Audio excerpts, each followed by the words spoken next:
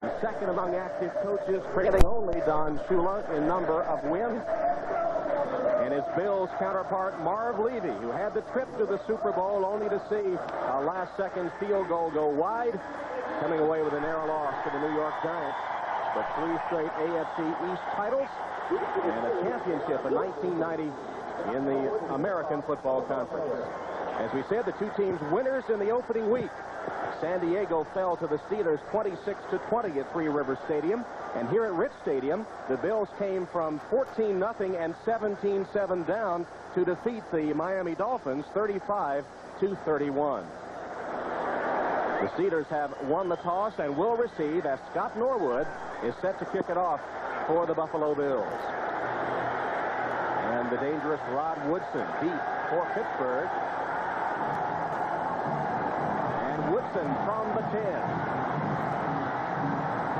A lane for Woodson and a good return. He lowers his head and pounds close to the 40-yard line. Mark it at the 39 before Butch Roll makes the stop on special teams. Woodson with a 29-yard return. Here's the Pittsburgh offense now. That offensive line young except for 12-year veteran Ilkin, a 2-time Pro Bowl performer.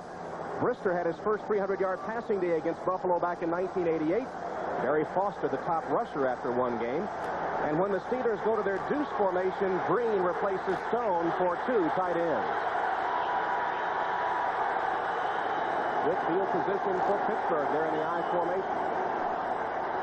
Foster, the tailback, hit and dropped for a loss on the play by Carlton Bailey, starting inside backer for the Buffalo Bills.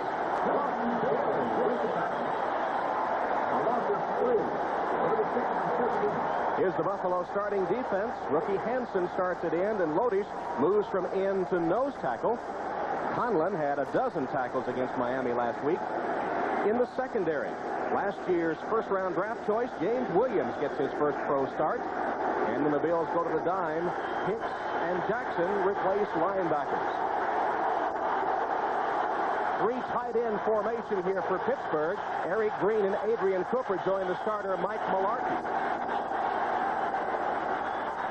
And the give straight ahead to Merrill Hodge. And Hodge back to the original line of scrimmage where he's pounced on by the rookie Phil Hansen, getting his first NFL start with help from Cornelius Bennett. I'll tell you what, folks, these Buffalo Bills have crossed up the Pittsburgh Steelers to begin with. The Bills, because of their defensive deficiencies with the injuries in the line, started out with only 2 defensive linemen in a down position. Now Mike Lodish, 73, has come into the game in his 3rd down passing situation. I think Pittsburgh's been fooled early. 3rd and 10 for the Steelers. Brister's in the shotgun. Schmitz and Callaway and 3 wide receivers now to the right. Brister's first pass almost intercepted. Mark Kelso had a shot at it, the pass a little high, and he couldn't hold it, and then Green drived after it, but it'll go incomplete, and the Steelers must punt. Number 86, Green, big, huge receiver, and little Kelso comes up there and nearly takes this ball the other way. Had Brister not had the ball up around the headgear of Green, Kelso would have had 6. Dan Straczynski will punt for Pittsburgh. Very good at getting it high. He has a lot of fair catches. That's Al Edwards deep for Buffalo. All the punts by Straczynski last week was fair caught. Pressure on him and a short kick, but high. And there's another fair catch taken by Edwards at the 35, where Buffalo will take over. Mark Pike was putting the pressure on Straczynski, and it resulted in only a 27-yard punt. Here's the Bills offense now, number 1 in the NFL. Many say this offensive line is the best in football, anchored by the Mississippi cattle farmer Kent Hall, who's been to the Pro Bowl the last 3 years. Jim Kelly passed for 381 yards against Miami, and Thomas last week became the first Buffalo player over 100 yards rushing and receiving in the same game. Now the K-gun is the no huddle with 3 wides and a tight end. Beebe comes in for Gardner. Williams seems to be nursing a bruise, as looks like Kelly may operate from underneath the center on this first play. He told us he would be primarily from the shotgun because of that sore left ankle. Flags down, and that one went awry from the start, and a loss on the play for Thurman Thomas. So the Bills having time to call a play, not going from the no huddle, and it's fouled up from the start as Greg Lloyd stacked it at the line of scrimmage. It may be against the Steelers, though. It is offside against Pittsburgh. Greg Lloyd came too soon. Offside, 95 defense, first down.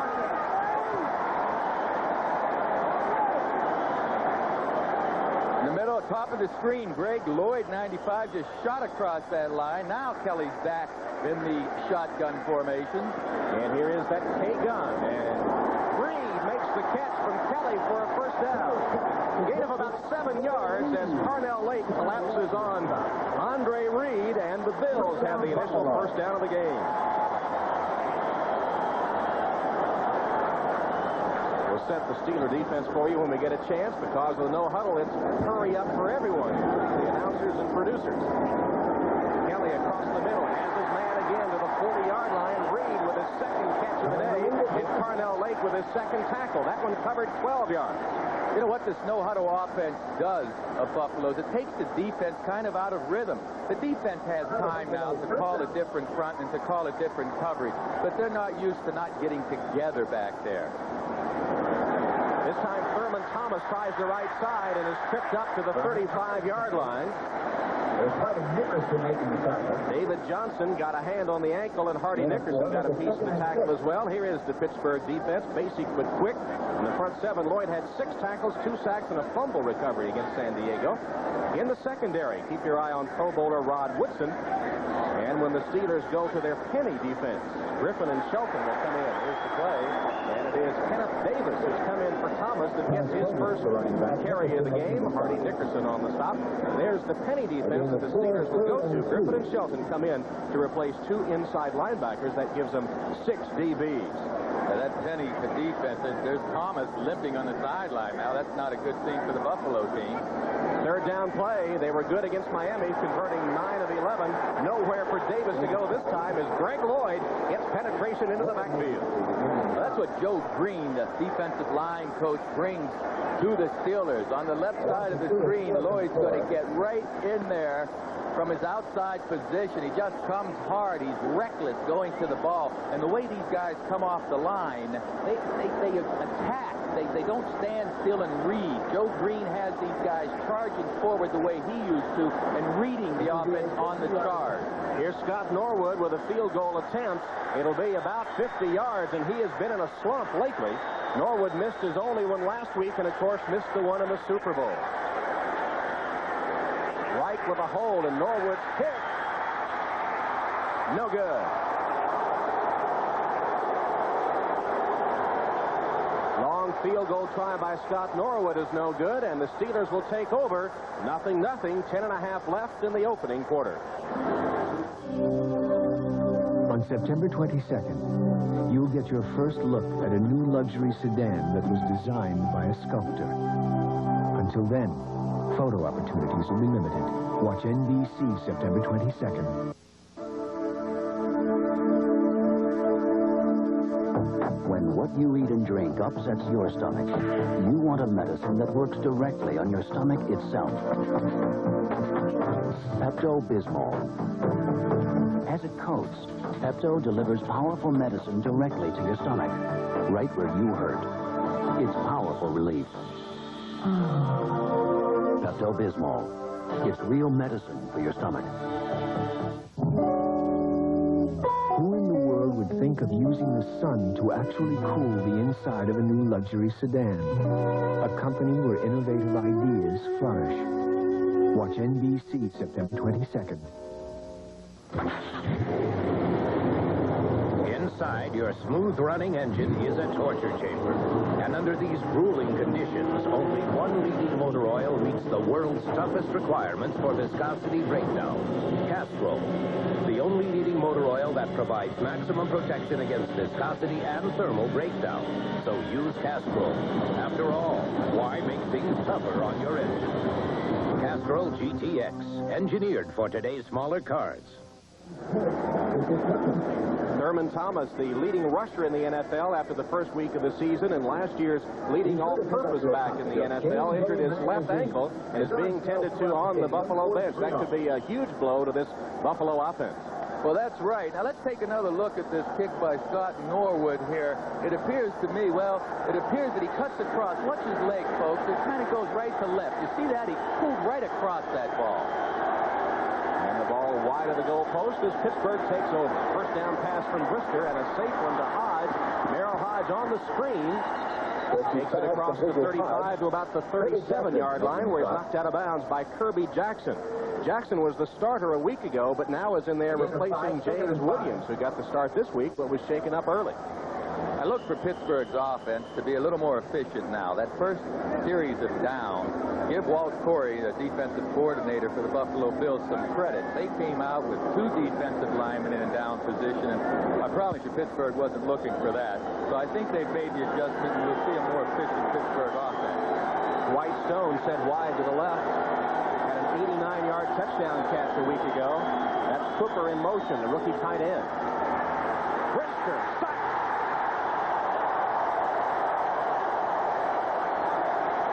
Dr. Sack, Leon Seals lives up to his nickname and throws Brister for a loss.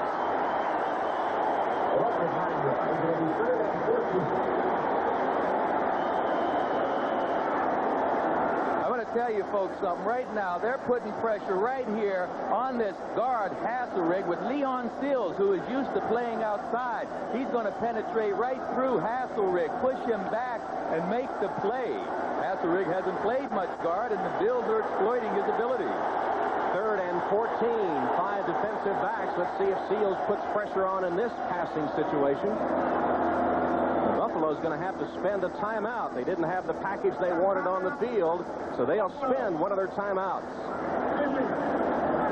We're scoreless in the first quarter.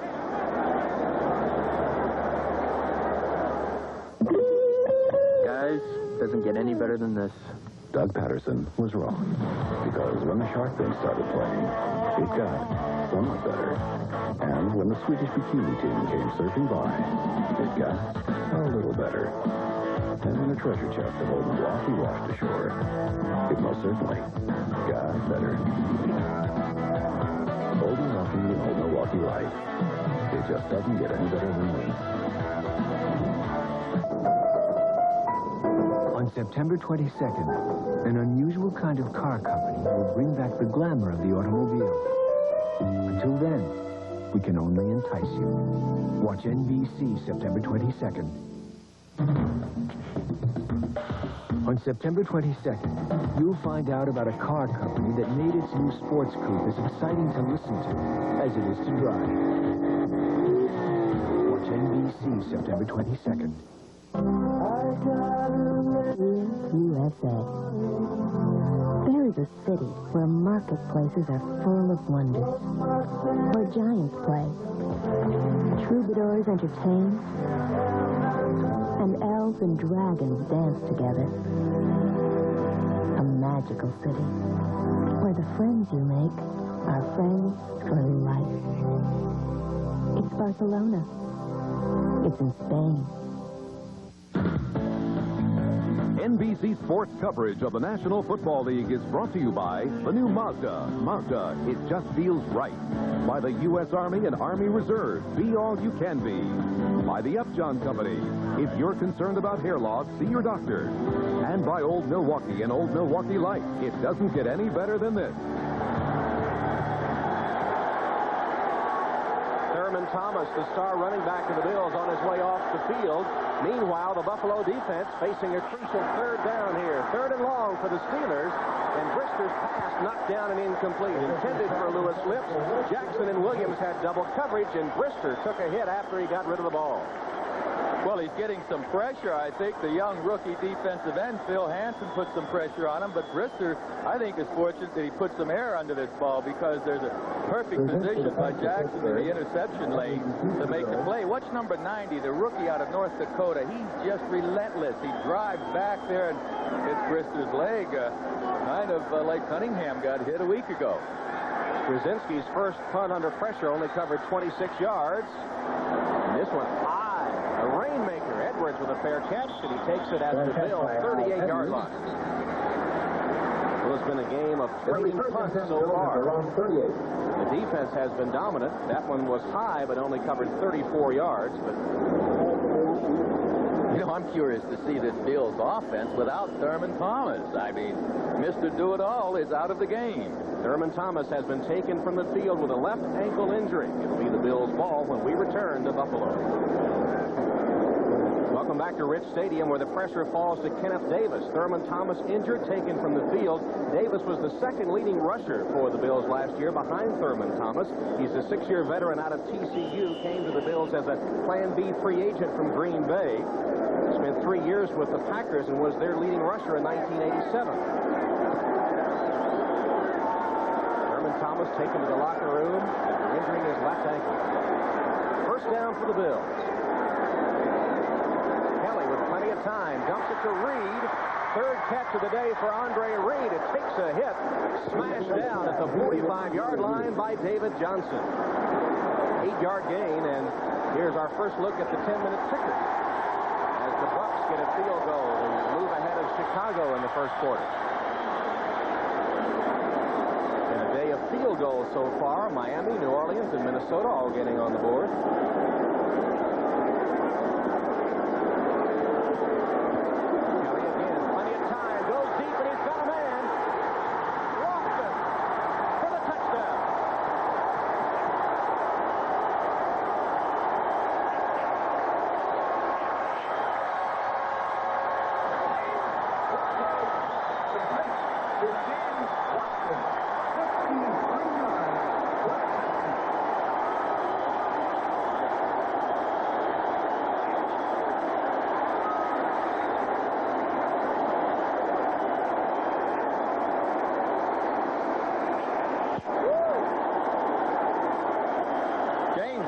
And just blew by Rod Woodson, one of the best defensive backs in the game. Obviously, Woodson was confused. Maybe he tripped up a little bit, but I was surprised not to find any help in the middle of the field to take that pass away from Lofton. James Lofton, the veteran, 35 years old in his 14th year out of Stanford, the former track star, who was matched up against another former track star in Rod Woodson, and Lofton won that race in a big way. Norwood for the extra point. And it's good as the Bills take a 7-0 lead after a 53-yard strike. Jim Kelly to James Lofton. On the top of this field right here, James Lofton is just going to blow right by to the inside of Woodson. Has him turned, but where's the free safety? You see the safety wasn't there. He bit. Woodson expects help back there. 7-0 Bills. Well, folks, Rod Woodson right here gets turned around, and Lofton beats him. But I want you to watch right here this safety, Thomas Everett, because he's going to level off back here and allow Lofton to get behind him. I got to believe that Ron Woodson at the top of your screen knows he has help at center field, and Everett never gets over there, you see. He's frozen on the 30-yard line, and the ball is over the top. That's a definite no-no on this Pittsburgh-style defense. They should always have a man back in the hole. Meanwhile, the Bills had a 5-yard penalty for celebrating, and Marv Levy incensed. All the time we were away, he was chewing on that officiating crew, and he was hot after that 5-yard penalty. Well, James Lofton and the fans applauding the return of Thurman Thomas went to the locker room to have that left ankle examined, and obviously is back on the sideline. We'll see if he can return. He seems to be jogging behind the bench and would figure perhaps to return to the game the next time the Bills have the football, and that's bad news for the Steelers. He's the best in the business. That footwork looks a little like Muhammad Ali in his young day, huh? Here's Norwood's kickoff, a short one. Woodson takes it at the 20.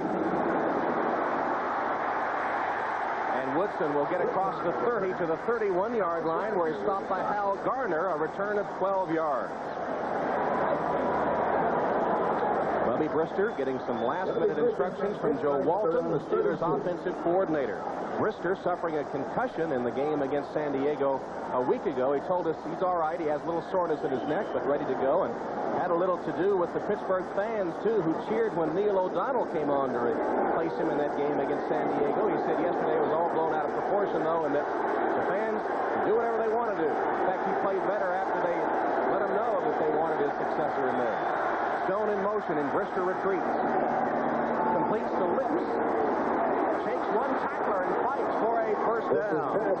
James Conlon finally gets Lips out after Louis Lips made the reception and then spun away from James Williams. Louis Lips is just going to run a stop pattern, putting a little pressure on the cornerback. They still respect his speed. The key about this play right here is Pittsburgh's offensive line finally gave Brister a little time. Brister has really been under some pressure. Louis Lips, he's only had 100-yard receiving game all the last season, and Pittsburgh would like Lips to kind of break out and make some more catches, get the ball to him more often. 13 yards on the first down of the game. Play action pass.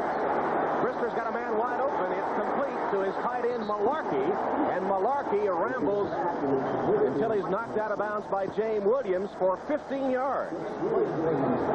Spot the ball at the Bill 40-yard line. And Joe Walton's offense starting to cook now on this possession.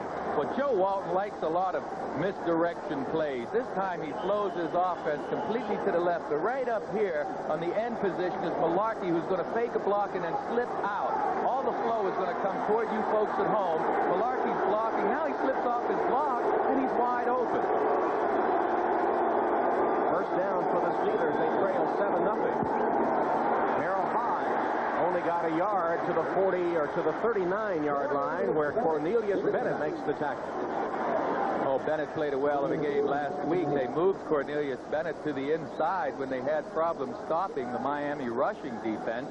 And Coach Walt Corey, the defensive coordinator for the Bills, who is from Latrobe, PA, I might add, said, Cornelius, you just go to the ball. Track the ball down and make the play. And that's what Mr. Bennett does at his best. Chris Callaway comes in at a wide receiver spot for the Steelers. He's set wide to the left on 2nd and 8. Green in motion. Pitch. Hodge. Again, not much. A yard or so. Phil Hansen, the rookie defensive end, with Nate Odoms coming up from the corner to make the stop on Hansen. I will tell you, Phil Hansen is fired up. Number 90, folks, right on the hash mark, is going to pursue behind the blocking and make the play. I talked with him before the game. He said, hey, this is an opportunity a lot of rookies don't get, to be able to start this early in the NFL. Heck, I know I'm not Bruce Smith, and Bruce Smith's going to have the job when he comes back. He said, but this is the greatest opportunity any rookie defensive lineman could ask for, and I'm going to make the best of it. Marv Levy said he has the tools. He just needs experience. He's getting it today. Steelers with a third down. Play action from the shotgun. Brister scrambles and then throws. A diving catch made by Hodge. The pass was behind him, and it will be short of the first down. Talley and Odoms made sure that Hodge got no more after he made a good catch. An update on the scores. Tampa Bay 3 up on the Bears now. Phoenix, a hot team after the opening week. New Orleans flanking Kansas City.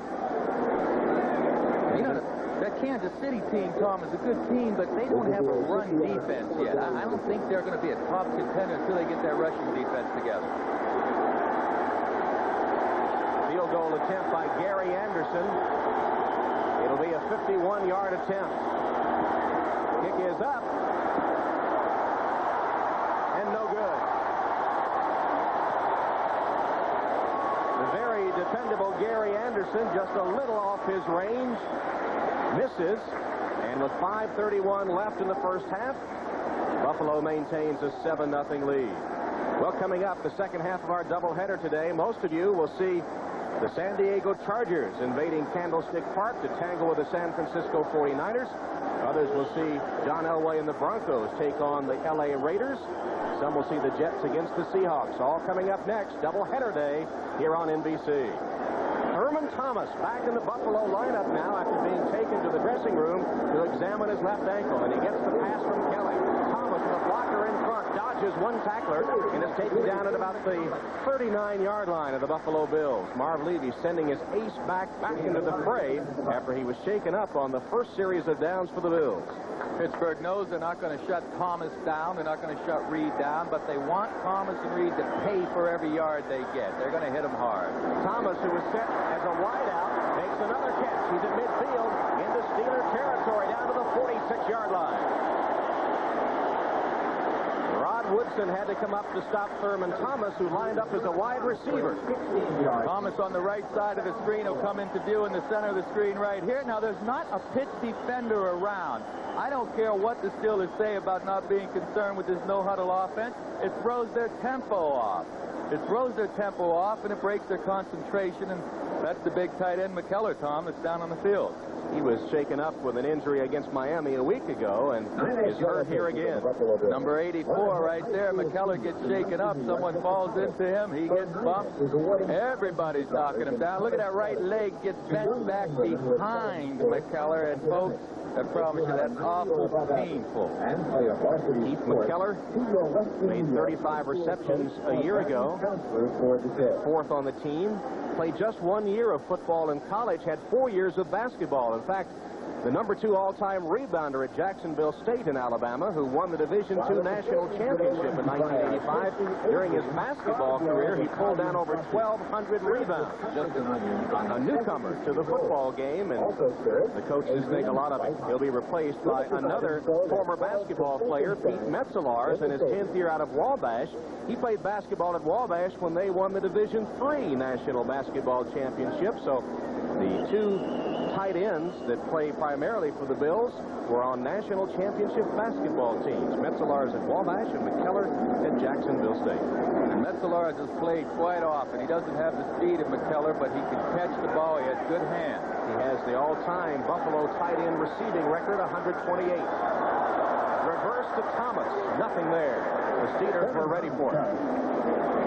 The Steelers were ready for it. I tell you, Thomas didn't get a handle on that ball. Jim Kelly sticks the ball in Thomas's gut, or is it in his gut? Does he hit a perfect handoff from this viewpoint, but Thomas smartly held on to the ball, or didn't try to make that handoff anyway. Meanwhile, Jim Kelly has hit all 6 of his pass attempts. Pumps once, delivers again, and that's his first miss of the day as he overshoots Andre Reed. Kelly wanted to get to Metzelaars that time, but Pittsburgh fooled Jim Kelly. They had 2 linebackers sandwiching Metzelaars. Kelly's getting good protection, and he's the first one to tell you, hey, this no offensive or no huddle offense is great because of my offensive line, because of Andre Reed and Thurman Thomas. These are the guys in Lofton. They make it go. Lofton wide to the right, Beebe and Reed to the left. Kelly's pass. A little off target and a defensive call. Interference against David Johnson. Lofton went down to one knee, and Johnson, whom you see right there, number 44, made contact before he had a chance to catch the ball. Well, it was just a little bit of contact if he did make contact. Lofton presses downfield, and then he comes back. And defensive pass interference, number 44, first down. Take a look at this, folks.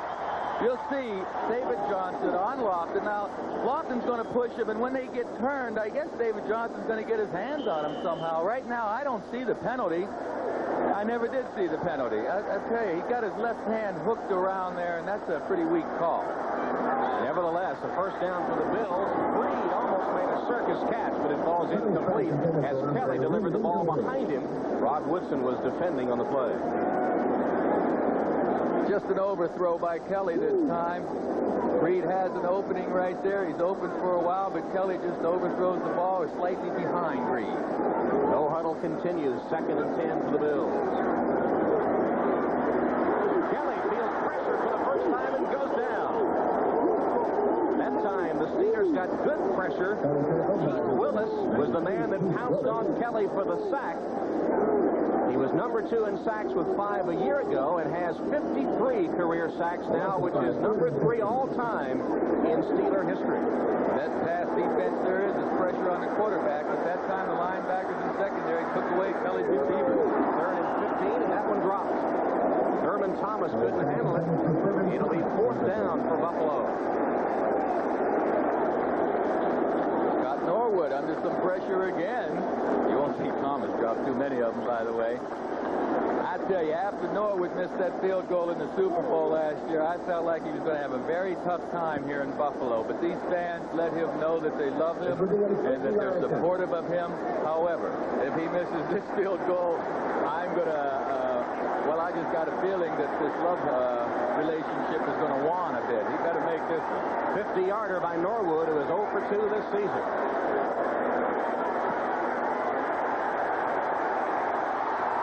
And that one got there.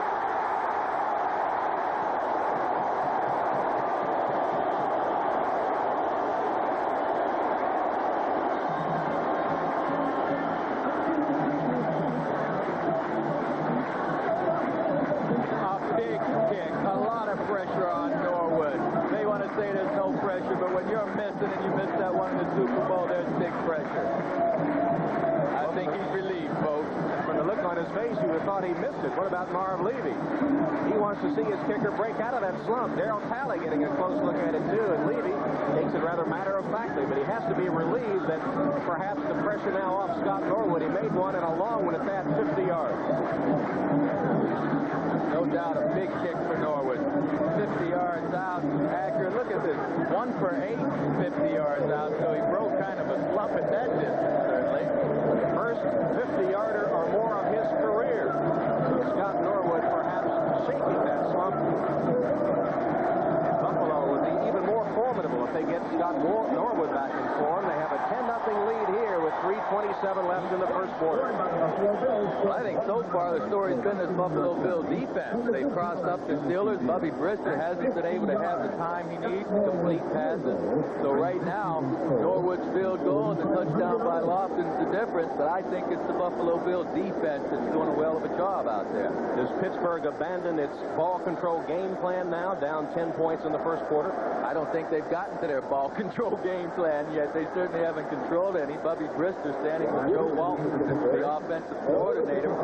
Well, they've got to get time for Brister, first of all, to throw the ball, but it's the running lanes that they want to get open because they do need to keep the ball away from that Copeland Bill offense.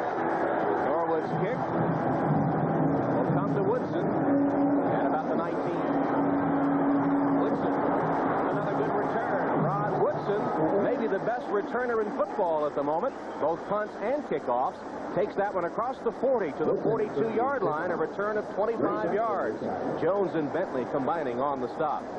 Next Saturday, the world's top cyclists take to the streets of Stuttgart, Germany, as NBC's Olympic Showcase presents the World Cycling Championships. You'll see 3-time Tour de France winner and 1989 world champion American Greg LeMond in action. The World Cycling Championships next Saturday here on NBC.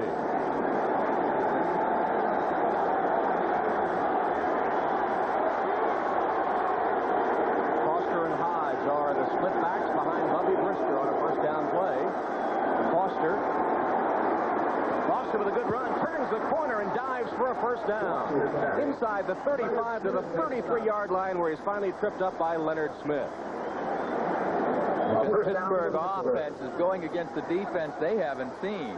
Foster and his mates are confronted with a 5-linebacker alignment by the Buffalo Bills. If you look at it here, all of these guys right in here are linebackers, and they only have 2 defensive linemen. Pittsburgh hasn't seen that kind of defense, and so their blocking schemes are a little fouled up. First down play for the Steelers, and it's Foster again. Foster with a good cut to the outside, taken out of bounds inside the Bill 30 by Nate Odoms. 2 consecutive 14-yard runs by Barry Foster. Take a look at this, folks, from the end zone. A huge hole to the right of the screen. Barry Foster follows the lead block of Merrill Hodge on Shane Conlon, and then he jumps outside. I tell you what, you got to give credit to Joe Walton right now. In my opinion, Pittsburgh seems to have made the adjustment, albeit we're almost out of the first quarter, but with 5 linebackers and 2 defensive linemen, Joe Walton seems to have found the weakness of his defense. Chuck Noll told us yesterday it was just a matter of finding Barry Foster room in the lineup. They always thought he was good enough.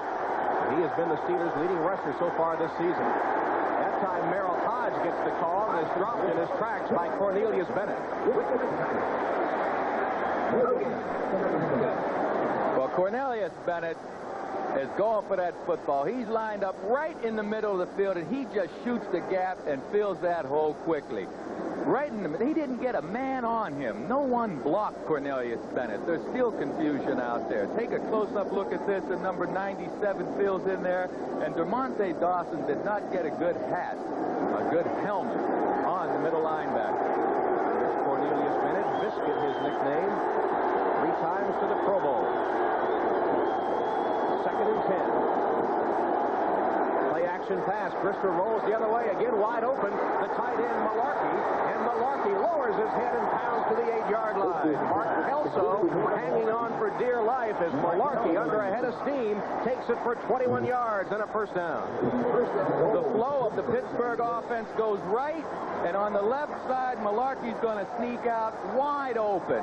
Eric Green is going to come in and lay a hit on the safety. Ooh, did he hit Leonard Smith right there? Both times the Steelers have run this play, they've been successful. Malarkey has not had a defender covering him. 2 receptions, 36 yards. Malarkey, 1st and goal Steelers in the closing seconds of the first quarter. Brister with a pass on first down. Too hard to handle for Eric Green. Well, too hard to handle. Eric comes off the line kind of 3/4 speed. He's not really turning on. He seems a little surprised by the heat on this pass, but I think Brister needed to throw it hard, and it was just a little behind Green. That's why he couldn't get his hands up. The velocity of that ball was just such that Green couldn't make that turn. 37 seconds left in the quarter. 2nd and goal from the 9. Brister's hit 5 of 8. Brister had his first 300-yard passing performance against Buffalo back in 1988 when he went for 333 yards.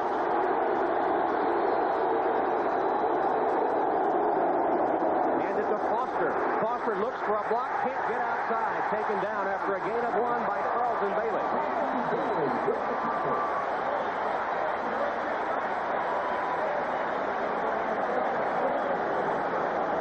See the clock ticking away for the first quarter, and Chuck Noll needs a score here.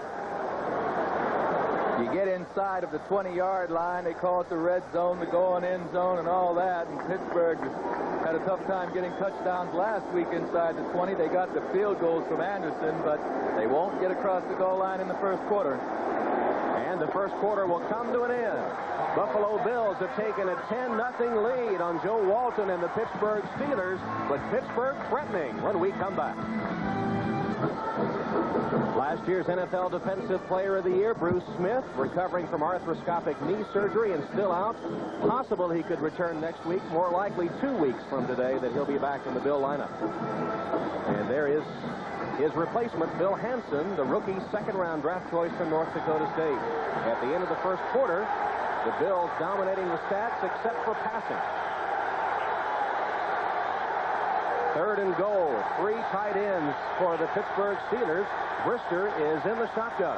3rd and goal from the 8. Brister's pass, short hop, slips, and incomplete. Williams was all over him. Pittsburgh still hasn't converted a 3rd down today. They're 0 for 4, and they'll settle for a field goal attempt. Gary Anderson has made 52 straight from the 35-yard line in, so this is well within his range, and that's the streak he has going. It'll be 25 yards. Looking to get the Steelers on the board. What are the odds on this? And I say he makes it. Good. Don't go out on a limb on me now. Straczynski holds, and Anderson's kick is on target. The Pittsburgh Steelers have to settle for a field goal, but they are on the scoreboard. It's Buffalo leading 10-3 at the opening of the second quarter. Buffalo with a 7-point lead as you look at Ted Marchibroda, the Bills' offensive coordinator, who, by the way, was the first-round draft choice of the Pittsburgh Steelers back in 1953 and played quarterback for Pittsburgh 53, 55, and 56. You know, he was also NFL head coach of the year back in 75. He took a Baltimore Colt team that was 2-12, and the next season, folks, he won the division with a 10-4 season as head coach, NFL coach of the year. Ball blows off the tee before Anderson can send it on its way. You know, Jim Kelly and Thurman Thomas were very high, very lavish in their praise of Ted Marchibroda yesterday. In fact, Jim Kelly said he gives them so much freedom that often Kelly and Frank Reich, the backup quarterback, put plays of their own into the system. Edwards takes the kick deep in his end zone and will down it there. Down in the end zone. First and 10 Buffalo. Both of these offenses, Kelly's and Brister's, have had good field position to work with because of the kicking game, basically the returns. This time, Anderson did not allow a return, kicked the ball in the end zone, so this is the toughest field position Buffalo started with.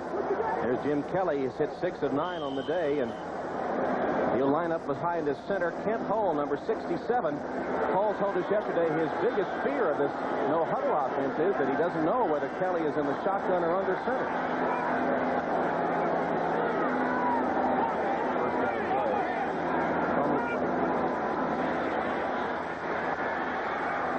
Pass. Reed couldn't hold on. Carnell Lake was wrestling for the football with Andre Reed. It falls incomplete. Now let's check our ITT 10-minute ticker. Phoenix with a 10-0 lead on Philadelphia. Tom Tupa hit Johnny Johnson with a 51-yard scoring pass in that one. And for Tampa, Barry Anderson with a 64-yard run. See all the other scores. Second down play, and the handoff. Thurman Thomas. Thomas close to a first down. He'll have it across the 30-yard line. Finally tripped up by Larry Griffin. 11-yard gain. Well, Thomas makes a lot of this on his own. That's what his offensive linemen say. Hardy Nickerson, the linebacker for the Steelers, had a good shot at Thomas, but Thomas can break tackles, and he keeps fighting forward. He earns a lot of that yardage with his own abilities. Kelly completes it in the flat to Thomas.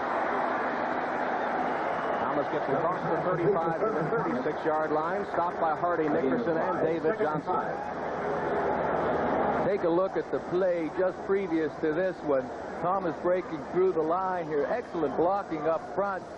Nickerson will get a hat on Thomas right there, number 54. But look at that leg drive. Look how Thomas is fighting forward to get the first down.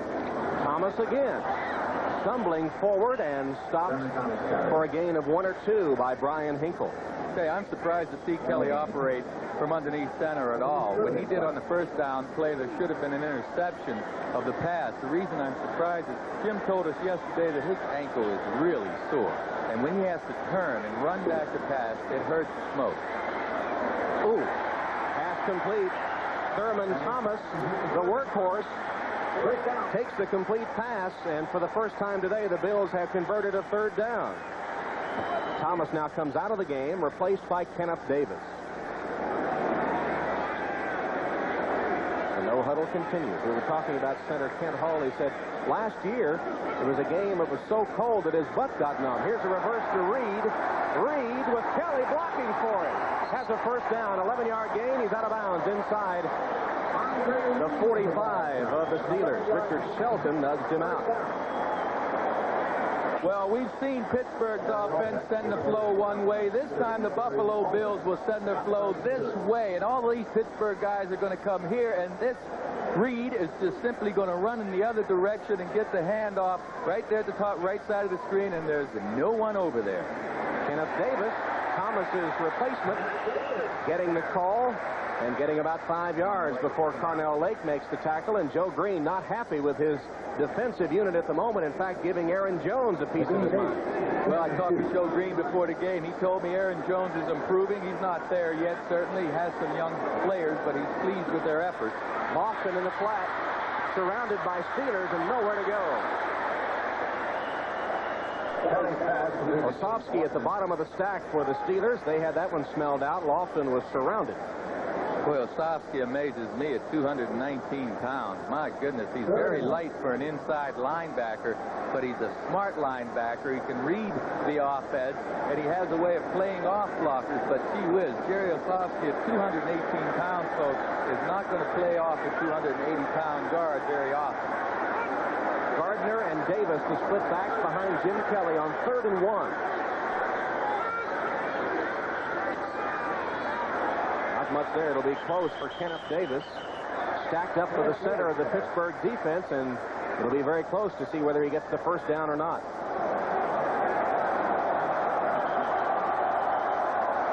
They'll measure.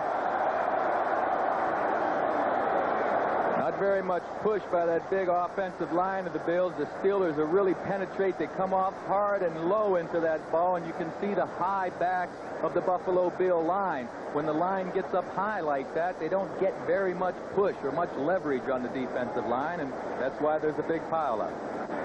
Here's the measurement, and it is enough for a first down. When I started the story about the center Kent Hall, I should have known better in that no-huddle offense, but he said last year they were playing in a game in Buffalo, and it was so cold here that his butt got numb, and he couldn't tell whether Kelly was underneath the center or in the shotgun. He thought he was right underneath center, and he snapped the ball. It went straight up in the air because Kelly was back in the shotgun, his most embarrassing moment. Kelly for the end zone. Touchdown!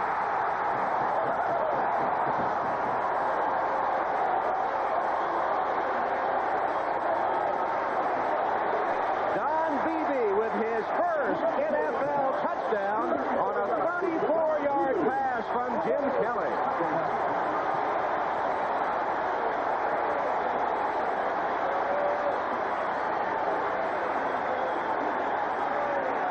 Beautiful timing from Jim Kelly to Beebe.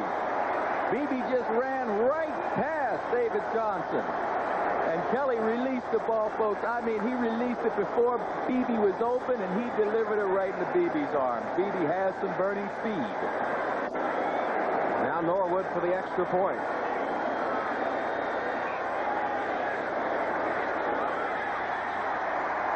And the kick is good. Jim Kelly strikes again. And with 11:14 left in the first half, Buffalo extends its lead. It's a symbol of security for millions of Americans. A document that protects your rights in all 50 states. And an inspiration for all who honor it. It's the Goodyear Promise. Available only with Goodyear Certified Auto Service. It includes a nationwide warranty that promises we'll fix your car right or fix it again free at 2,700 locations nationwide.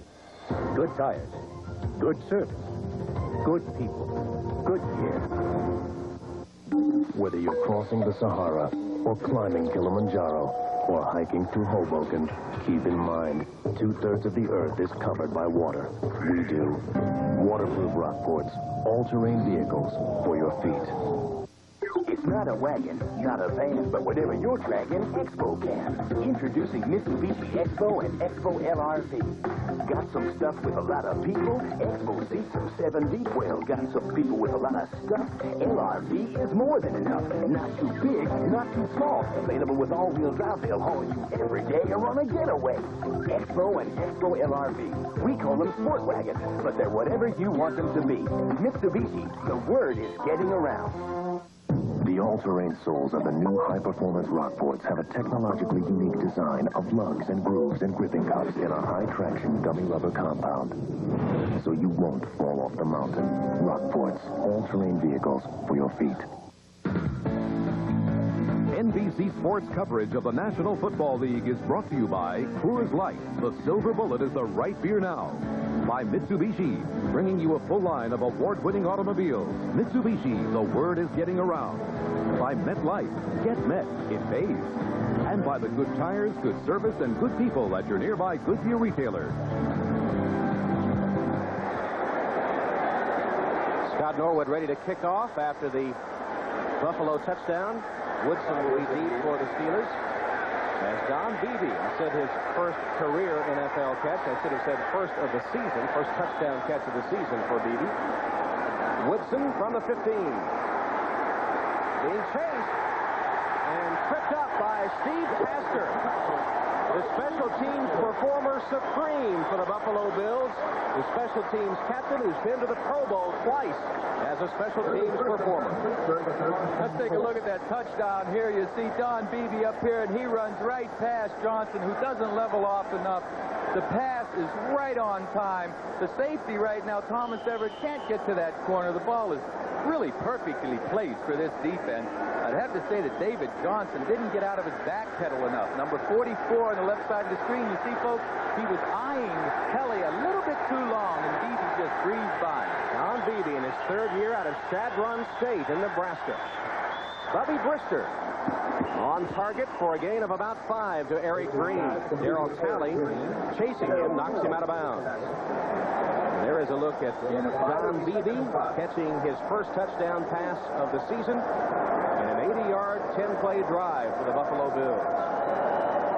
Gosh, we mentioned the weapons the Bills have on offense with Andre Reed and Thurman Thomas and Jim Kelly, and we have to remember Beebe also. He just breezed right by the quarterback, and Kelly just threw a marvelous pass that time. Eric Green limping a bit on the sideline.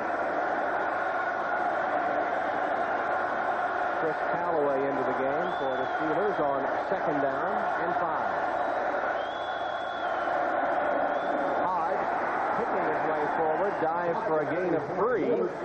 Mike Lodish getting the start at nose tackle for Walt Corey's Buffalo defense. Makes the tackle. Well, the Latrobe, Pennsylvania native played his days in the NFL. He played out there with Denver. He was a good player, and he has crossed up this Pittsburgh offense today. He told me yesterday he had some surprises, but I didn't think he'd start 5 linebackers, Tom, and he's using Cornelius Bennett in the middle there, and the Pittsburgh center and guards are having a very difficult time trying to get their hat in the middle of Cornelius Bennett. 3rd and 2, and the Steelers 0 for 4 on 3rd down conversions. The Bills with 5 defensive backs as Lips goes in motion. Penalties down. One of the Steeler offensive linemen moved prematurely. It'll be 3rd and 7 coming up now for Brister and company. The offensive line gets a little nervous when they're putting pressure on the quarterback. Joe Walton hates to see this. We have a false start prior to the snap. 62 offense. 3rd down. Offensive coordinators don't like their offensive team stopping themselves. And Toon Chilkin that time was just a little bit in a hurry. 3 penalties so far for the Steelers, but this could turn into a critical one. It's taking Pittsburgh from a 3rd and 2 situation to 3rd and 7.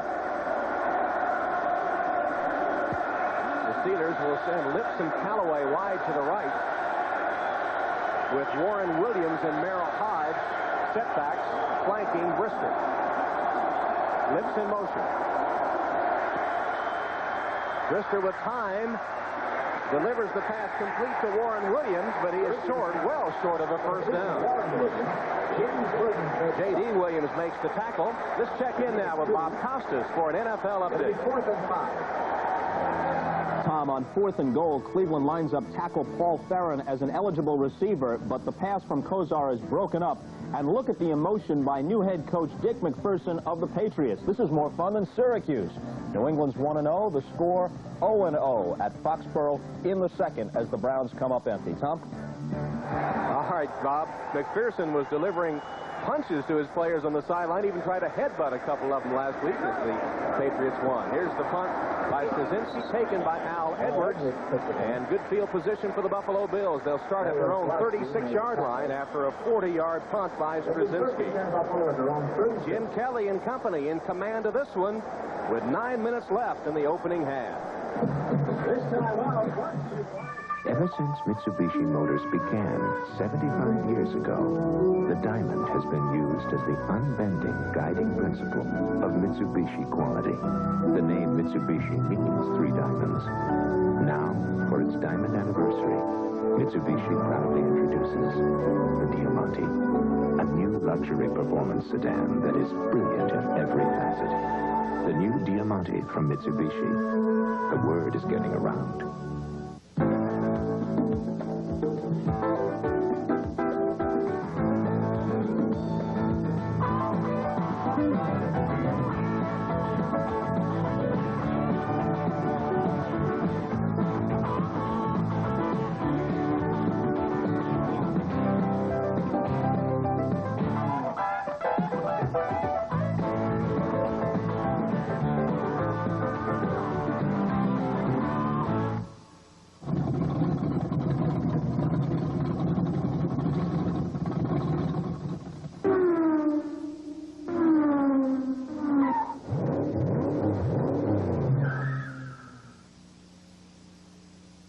MetLife manages assets of over $125 billion.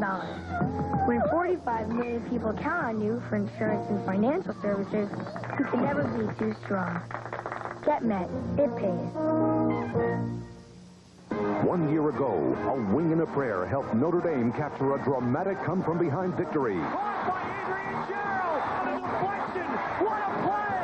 In 2 weeks, these teams meet again as the Michigan State Spartans invade South Bend to battle the Fighting Irish. Notre Dame football is home on NBC.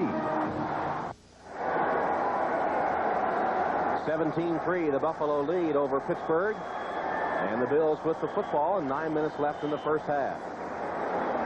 Jim Kelly bought 111 tickets for today's game. He has a lot of fans and relatives from East Brady, Pennsylvania, where he grew up, a suburb of Pittsburgh, and usually has a party after every game at his home. He had to rent a restaurant for the party tonight, so many people are coming. And if things continue this way, they'll have a lot to celebrate, although that pass intended for Beebe is incomplete. Here's our ITT 10-minute ticker now as we update you on all the scores.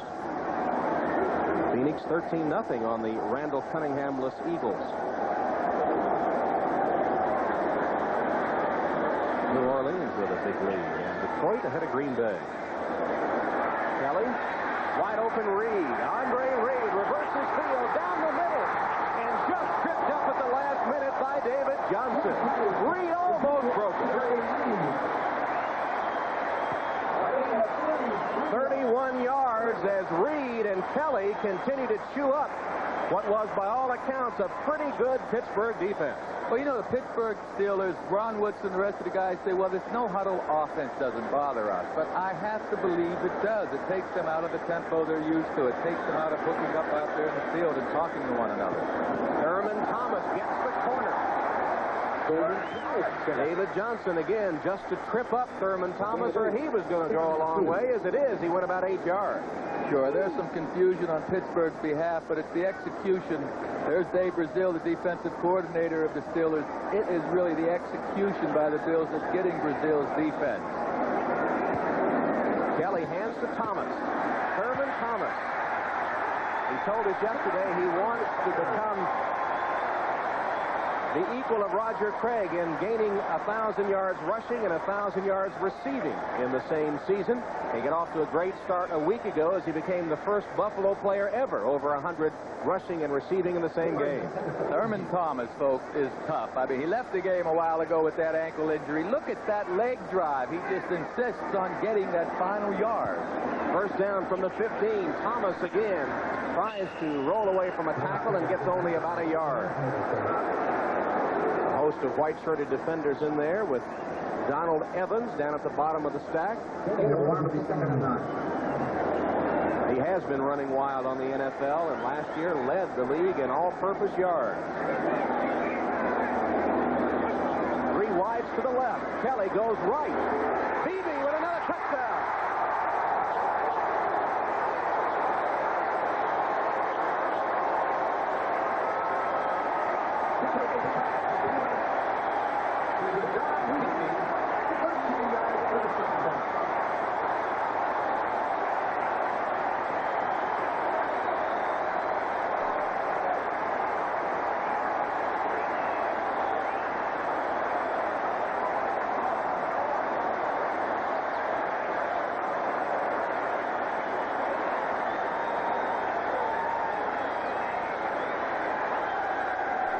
Norwood has been a busy man today as the no huddle continues to live up to its billing as the best offense in the NFL.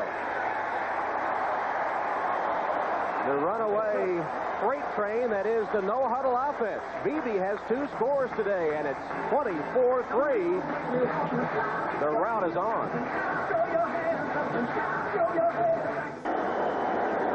The party could start early in Buffalo. It's 24-3 Bills with just under 7 minutes left in the first half. Don Beebe already has caught 2 touchdown passes today.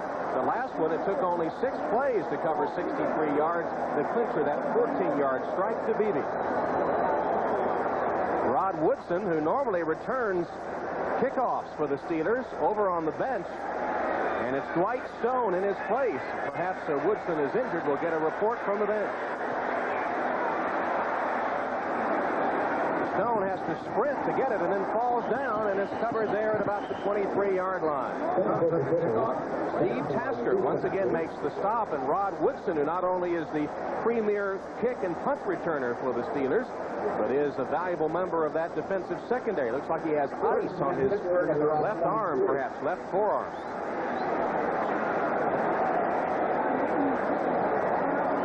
Woodson had a cut on his left arm. Perhaps it opened up with the contact here in the first half. I don't know. Something opened up in that Pittsburgh defense is what the problem is. They have to stop the bleeding there. Buffalo has outgained Pittsburgh 249 yards to 100 in total offense. On the ground to Foster. Foster turns the corner, makes a good gain out of it, close to the first down marker. Gain of nearly 10 before J.D. Williams makes the tackle for Buffalo. Steelers, though down 24-3, electing to stay on the ground. They'll try to mix it up a little bit. They'll mark the ball after a gain of 9 to make it 2nd and 1 for the Steelers. Let's take a look at that touchdown that Beebe scored the last time. Beebe's up here, and he'll run inside, but Metzelaars holds Thomas Everett to safety, and that's why this pass is completed. You see, Beebe gets inside of Johnson, and Everett doesn't get over there to break up the play. Pittsburgh safeties have been burned a couple of times today. Warren Williams on the carry gets the first down, but not much more. Ray Bentley on the tackle for the Buffalo Bills. What a good feeling the Buffalo Bills defense must have, knowing that they're playing without Bruce Smith and Jeff Wright, their premier defensive linemen.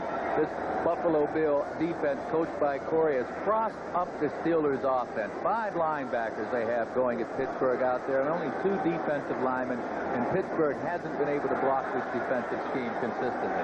Hanson and Seals, the down linemen, Talley, Patton, Bentley, Conlon, and Bennett, the Vikings. Lister's pass in the flat, Williams on the screen. Good pursuit for the Buffalo Bills, led by Bennett and Bentley. Not much. And here's Woodson, who missed all of training camp with a holdout, came back and played very well against San Diego last week, but they say now it's just fatigue that has Woodson on the sideline, unable to return that last kickoff. Well, that's another thing that no-huddle offense does. These defensive backs that are running downfield must hurry back and get in position and run again. They don't get the kind of break that they're normally used to. And there's David Johnson, who's been beaten for a couple of touchdowns by Don Beebe. 2nd and 6. Hodge through the middle, short of the first down by about a yard, where he's tackled by Leon Seals.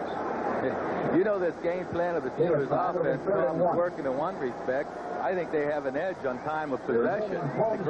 The bad news is it hasn't taken the Bills very long to score points. Last time they covered 63 yards in 6 plays or something of that nature, so it hasn't been ball control for Joe Walton's offense today, as the offensive coordinator of the Steelers and head coach Chuck Noll have seen their defense blitz of a no-huddle. Pittsburgh looking for its first 3rd down conversion. This is their 6th try, and Foster will get it and more. Harry Foster still on his feet. Great run by Foster for the touchdown.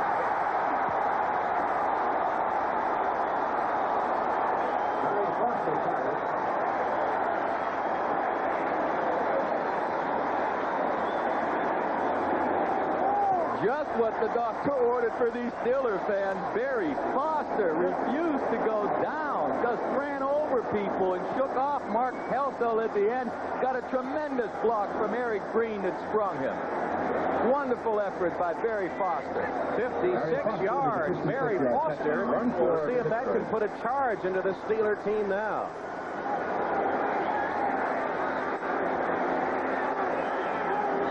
Anderson with the extra point attempt.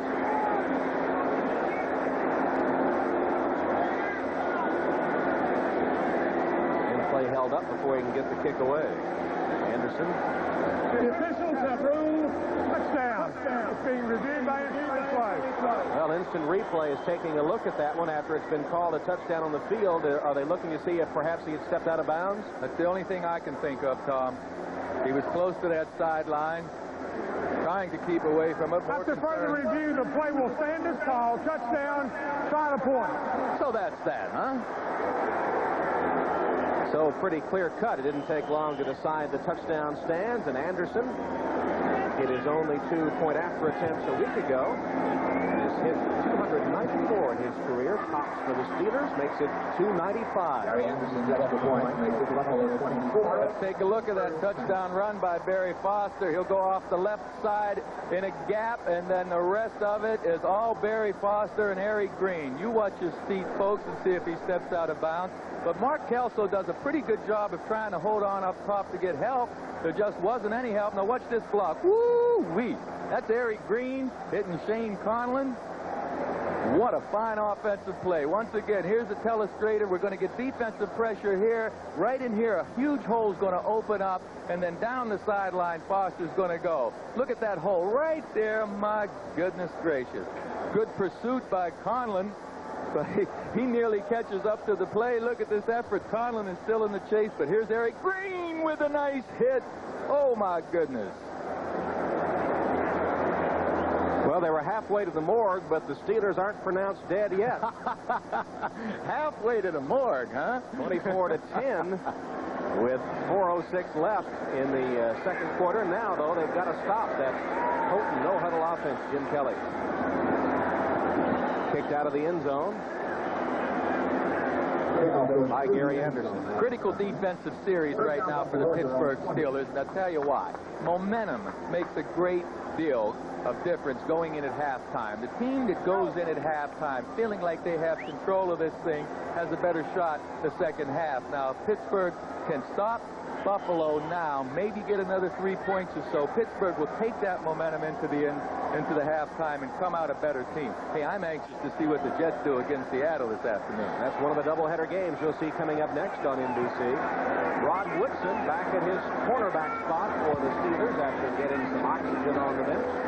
Thurman Thomas with a short gain before Hardy Nickerson makes the hit with some help from his other Pittsburgh defenders. Hey, you know, I imagine a lot of people wondering about Woodson. He missed a lot of training camp. I wonder if that's influenced his conditioning a bit. They told us he was too tired to return that kick, and possibly that training camp absence has hurt him. And it has something to do with it. Pass is juggled by Beebe for a moment. Finally gets the handle on it and takes it to the 25-yard line, short of the first down. Nickerson with his second straight tackle. Don't forget at halftime, stay with us, Costas, McDonough, and Simpson with all the scores and highlights. Week 2 of the NFL season. 3 wide, set to the left, and Kelly goes that way and completes it to Andre Reed. Reed is close to the first down, depending on the spot of the football. It will be spotted across the 30, and I think enough for the first down. Oh, boy, I want to get another look at this one. That was awful close. Reed, being a wily receiver for Kelly, just got over the 30-yard line to make the first down. Maybe you'll see the 30-yard line. Good pass protection back there. Thurman Thomas quickly. Thurman Thomas gets a gain of 4 before Kenny Davidson wraps him up. Davidson made the stop. Gain of 4, second and 5. Here's the no huddle. Back into action. Not giving that defensive Pittsburgh the chance to rest at all. Kelly pumps once and goes long. Intended for Lofton and way over his head. There's James Lofton. They were laughing. They said during the preseason, when things weren't quite as serious as they are here in the regular season, Kelly, who has full command of that no-huddle offense, would call a play that would send Lofton about that far down the field. He'd come back to the huddle, and Kelly would send him to the other side and send him deep again. And Lofton said you could hear Kelly chuckling as he knew just what he was doing, running the 35-year-old Lofton all over the field. Kelly, under pressure, gets away, still loose, and finally unloads it and completes it to Metzelar. It'll go back to the line of scrimmage, but it was a great effort by the gimpy Jim Kelly to get away from 3 Steelers to complete the pass. Well, you said it, gimpy Jim Kelly. He's got a bad ankle, but he moved around enough to buy time on that play. We'll be back after these messages, folks.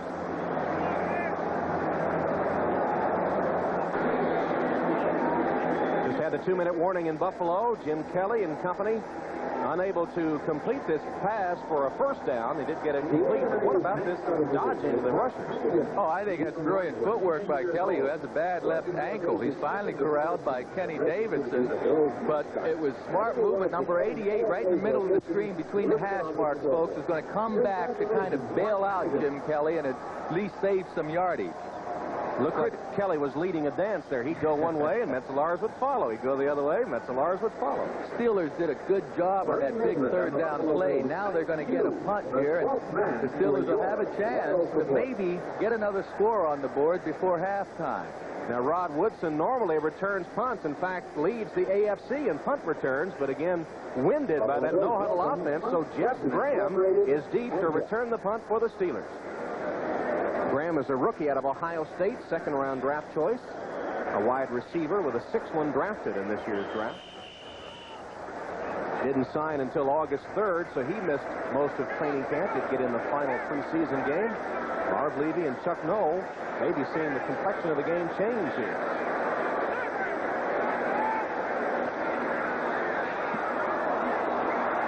And the punt sent on its way by Moore, his first one of the day. And a fair catch taken. There is a late flag down on the field after a 32-yard punt. Well, running into the kicker. Well, I tell you, he did run into the kicker. Tom Dooley, the referee, took his time dropping the flag. There's no reason for him to be in a hurry. Moore gets run into, but what's going to happen here, he did not call roughing, folks, so this is going to be a 5-yard penalty, and the Bills will be forced to punt again. I don't know. Running into the kicker, it will be 4th down. I don't know if the Bills will choose to punt again or not. With this field position on the 33-yard line, it looks like the Bills are going to give Moore another chance to punt it. It'll be 4th and about a yard, maybe a yard and a half. And with 1:51 left and the Bills leading 24-10, they will punt again. The punter is Chris Moore in his 2nd year out of Alabama. His first NFL punt a week ago only covered 17 yards. He played for Montreal in the World League of American Football. Fair catch, signaled for, but not taken. And it'll roll dead, covered by the Buffalo Bills at about the 26-yard line of Pittsburgh. Well, here are the stories on NFL Live today. Colts owner Bob Irsay nearly fired Ron Meyer after that loss to New England. And his son, Jim Irsay, they say, saved Meyer's job. The 49ers will make Joe Montana their quarterback as soon as his elbow heals. And the Raiders still expect Bo Jackson to come back and play football for them after his stint with the White Sox is over. And Bob Costas will interview Bobby Beathard of the San Diego Chargers at halftime. That's all coming up NFL Live at intermission.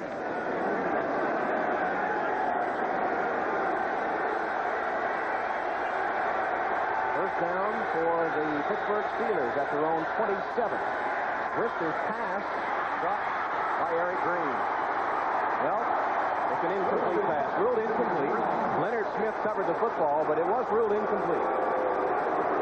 Well, you're hearing some boos, and Coach Levy certainly is upset about that. It appeared that Eric Green had control of the ball and took a step, but both feet must hit the ground. Let's take a look, folks. You decide. Does Eric Green actually have the ball? Cornelius Bennett, 87, delivers a nice lick. Well, he didn't have possession of the ball from the looks of that. It appears to have been a good call by the official. Tough to tell if he had control of it or not. He had his back to the camera, and I think they're going to review the play. The officials on the field have ruled incomplete pass, being reviewed by instant replay. Marv Levy wants a reversal. If so, he'd have the football with 1:32 left. Well, take another angle. What the instant replay folks have to decide is conclusively, does Green have control of that ball when both feet hit the ground? And it has to be conclusive to overrule the call on the field. I think the call was correct. After further review, the play will stand as called. 2nd down. So the fans boo, but the call was correct.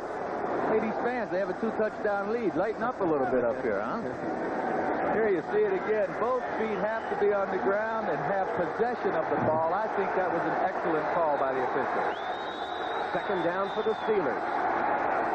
Brister hits lips, knocked out of bounds at the 35-yard line by Nate Odoms.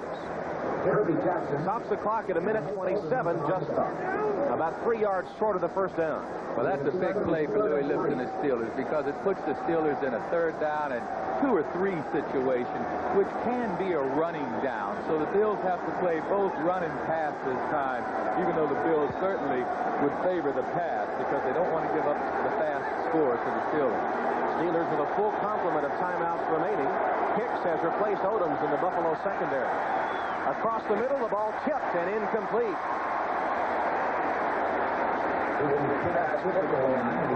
Leon Seals, 6'5" and 275, got a big paw up there to deflect Brister's pass, and the Steelers will have to punt.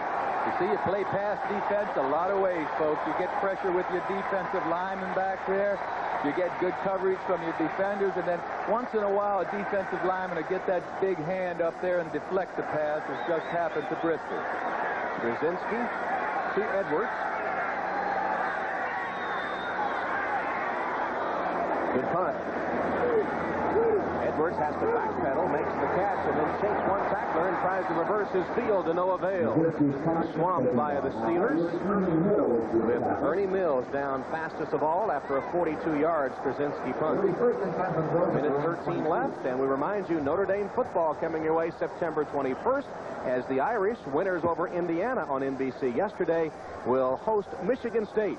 The Spartans and the Irish, 1 o'clock Eastern Time, September 21st, here on NBC. I tell you, Tom, with 1:13 left, I look for Buffalo just to take their time and try and run the clock down a little bit. I think the edge, and certainly folks have to agree, the first half has belonged to Buffalo, and they would like to take that momentum in at halftime. Don't do anything now offensively that's going to change that momentum. 4 wide receivers on the field for the Bills, though, and Kelly with a short, safe pass completes to Beebe. He tries to turn it into a long gain with a good run, and the defense collapses on him. Short of the first down as the clock approaches 1 minute. A little risky putting that ball in the air. Those defensive backs and Steelers are trying to get to the ball or else draw it loose from the receiver. No huddle exclusively in the first half for the Bills, and that was almost intercepted. McKellar somehow makes the catch after Carnell Lake had it in his hands and was heading for the end zone. Boy, I'm going to tell you, folks, Carnell Lake, well, we don't see it on that side of the replay. Right there in the bottom of it, nearly had that interception. That's why I don't like this offense at this stage of the game. Kelly again to pass, and again over the middle, this time to Reed. Reed spun down in Pittsburgh territory at the 48-yard line by Rod Woodson. Bills with 2 timeouts remaining, 24 seconds on the clock. And the Bills will call a timeout, so they have 1 left now. 40 seconds. When you have the kind of confidence in your offense that Jim Kelly has, he doesn't feel like he's taking any risks with his passing game this late in the half. But I promise you, it should be Pittsburgh's ball because Lake, the safety, the strong safety of Pittsburgh, was right in line with Kelly's completion. And the Bills got lucky. I promise you, they got lucky. Stay with us at halftime. Costas and Company with all the scores and highlights and an interview with Bobby Beathard. Gail Gilbert and Frank Reich joining the huddle there with Jim Kelly. And Reich is the man that will occasionally prompt Kelly on the no-huddle offense. He sometimes looks to the sideline. He has a core list of plays, Kelly does, and sometimes he'll look to the sideline for help. And it is Frank Reich, the backup quarterback, who's developed quite a reputation himself for coming in to save games, that sometimes will prompt Kelly with a play. And he has a personality for a backup, too. Even though he could start for many teams in the NFL, he played behind Boomer Esiason in Maryland, and Reich's behind Kelly now. But every time they call on Reich, he comes through. Jim Kelly looks one way and then is sacked. The ball's loose. Loose football, and they'll mark it down. Oh, they say Kelly was down, no fumble. Oh, boy, oh, boy. You tell him, Joe Green. You tell him. I think it was a bad call, too, buddy. Oh, my goodness gracious. Let's take a look, folks. Was Kelly's arm coming forward when he lost control of that ball? It'll come forward once before that right here, but now is it coming forward? No way that ball was coming forward. That should be a fumble. If anything, that should have been touchdown, Pittsburgh. I think that's a lousy call. It's a shame. It's a shame that a call like that is going to take Pittsburgh in at halftime less a touchdown than they would have had. But they really been in the grasp. The ball marked way back there where Kelly was sacked, and I guess they ruled him in the grasp and control instead of a fumble. They say he was down before the fumble occurred. Boy, I tell you what, Chuck Noll, you got a bad call there. The official rule, grasp and control on the field, and the whistle was blown. It's being reviewed by instant replay. Well, the big thing is the whistle was blown. Now, these guys decided on the field what it is. The new rule this year, folks, is grasp and control and then danger by another defensive lineman. Where's the other defensive lineman? I don't see any other defensive lineman there. That's a bad call. Chuck Noll's team just lost the touchdown they should have had. There wasn't a bill anywhere close. It was free ticket to the end zone for the Steelers. And instead, Marv Levy's club retaining possession as the play is being reviewed. But if the whistle blew, what can they do? That's the thing. The whistle blew. I don't know how they can change it now. Again, the grasp and control is one where the quarterback's in control of grasp of one player and being threatened by another defensive player. And Kelly wasn't in a threatened position by another defensive player there. And the first half will end on that note. A bad, bad break for the Steelers, who could have seen the Buffalo lead cut to 7, but the call goes against them, and Buffalo will go to the locker room with a 24-10 advantage. Jim Kelly in the no-huddle offense really coming through in that first half. And it's 24-10, the Buffalo Bills leading the Pittsburgh Steelers at halftime. Whoa, but for that call. Ready to start the second half in Buffalo with the Bills leading the Pittsburgh Steelers 24-10. Welcome back to Rich Stadium as we get ready for the third quarter to begin. And what a way to end the first half on a super controversial play that really could affect the outcome of this game. Oh, it could. It certainly affects the momentum at halftime. A team goes in at halftime with this kind of momentum, or Pittsburgh could have had. They come out the second half and play better. Now, the new rule states that he's not under control or grasp unless he's threatened by another player. I don't see another Pittsburgh Steelers threatening Jim Kelly. The ball's knocked free. Referee Tom Dooley blew an early whistle. Now, I don't know if that's out of habit in the past when the rule simply stated he had to be in the grasp of one player, whether that was Dooley's habit of blowing a quick whistle. It was a shame for the Pittsburgh team to have to go in at halftime and not have a touchdown that they should have. It would have been an easy touchdown for the Pittsburgh defense in that case. But speaking of the Pittsburgh defense, they have to find a way to slow down this potent no-huddle offense of Jim Kelly. Yes, they haven't done it so far. Certainly, they've been dropping back into their lanes on pass coverage and giving up the underneath stuff, trying to jar the ball loose from the receivers. They haven't done it. And then we've seen in the secondary, David Johnson was beaten a couple of times deep, and he didn't get help from his inside safeties. Everett, for example, didn't get over to break up a pass. Woodson's been beaten deep, which is surprising. So the Steelers are just getting outplayed. The no-huddle does have an effect. It's wearing the Steelers down, and yet there's some great plays by the Bills offense. Jim Kelly calling his own plays, called Don Beebe's number twice for touchdowns in that first half as Beebe made, this is the second reception for a TD. Sure, he breaks inside of Johnson. Johnson has no help from Thomas Everett right there, who comes into the play late. There seems to be a lack of coordination back there in the Pittsburgh secondary on these touchdowns. And the Pittsburgh offense, Joe, seemed to pick it up a little bit toward the end of the half. Do you think so? They did, but they still have not been giving Bubby Brister the kind of time he needs to throw. This 5-linebacker alignment that's being utilized by the Bills coordinator, Corey, has fooled the Steelers. Now, they're trying to block Cornelius Bennett, one of the most elusive linebackers in the game, with offensive linemen that can't quite get in the middle of Bennett to contain him. So it's been a brilliant move by Walt Corey. All right, let's take a look at the halftime stats now. As you see that the Buffalo Bills with an edge, a big one in first downs, rushing yardage in favor of the Steelers, the passing yardage totally in favor of the Buffalo Bills, as are the total yards. And as you pointed out earlier, Joe, Steelers with a time of possession edge, but on the scoreboard behind 24-10 as we start the third quarter. Jim Kelly versus Bubby Brister. How do they stack up? Kelly's having a big day. 240 first half yards to only 76 for Brister. Kelly already with 3 touchdown passes, 1 to James Lofton and 2 to Don Beebe. Well, you know, simply put, Kelly is an excellent quarterback at this point, and Bubby Brister is still growing. Bubby Brister would like to get to that level, and he has enough confidence to get there, but Bubby Brister needs help from his guys up front. He needs some blocking from that offensive line to open the running lane and to give Bubby a little more time back there passing. And the bad news is the Bills will get the ball to open the second half. Edwards and Fuller are deep. Off the shoulder pad of Edwards, and he'll down it in the end zone. Kickoff is down in the end zone. It'll be 1st and 10 Buffalo at the 20.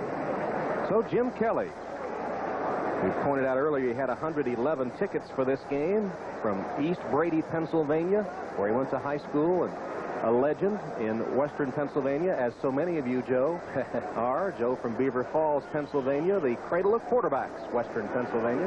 Oh, boy, that's the truth. You know, Montana, Marino, Unitas, Blanda. Hey, there's some good Frank Reich. Kelly in the shotgun. First play of the third quarter. Pass complete to Beebe. Don Beebe, a gain of about 11. Rod Woodson on the coverage makes the tackle. Don Beebe's having a big afternoon. Third year out of Chadron State of Nebraska. Bounced around a little bit. He went to Aurora College to Western Illinois. But he had 78 receptions and 1,300 yards as a senior at Chadron State and drafted in the third round for the Bills.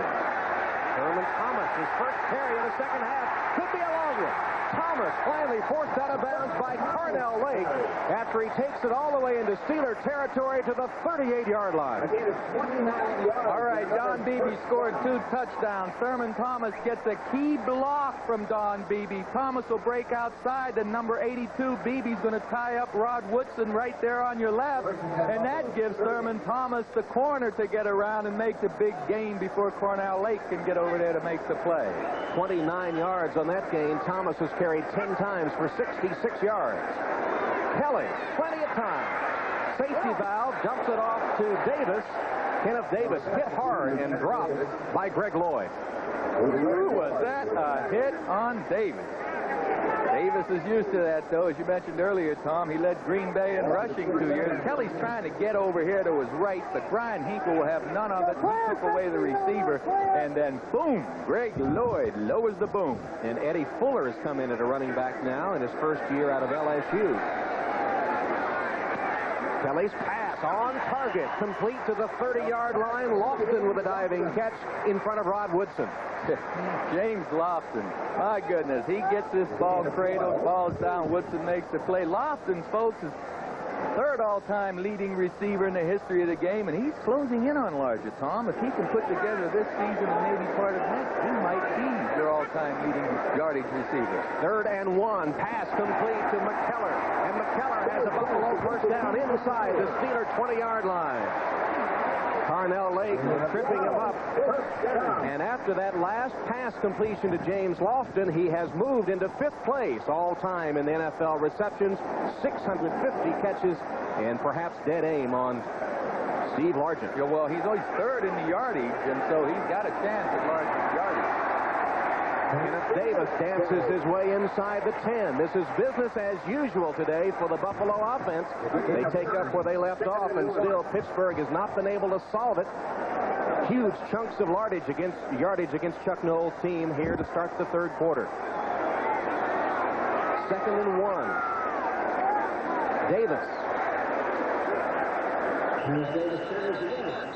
To the 5-yard line or close to it. Should be enough for a first down. Osofsky on the tackle.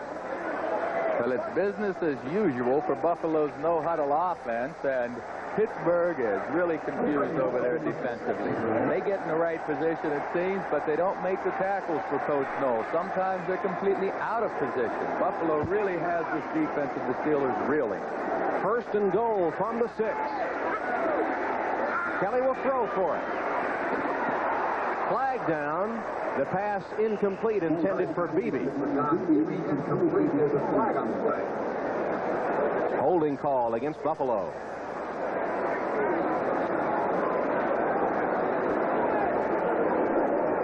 Tom Dooley will step it off. Holding, 51 offense, first down. Jim Richer, the veteran, in his 12th year out of North Carolina State.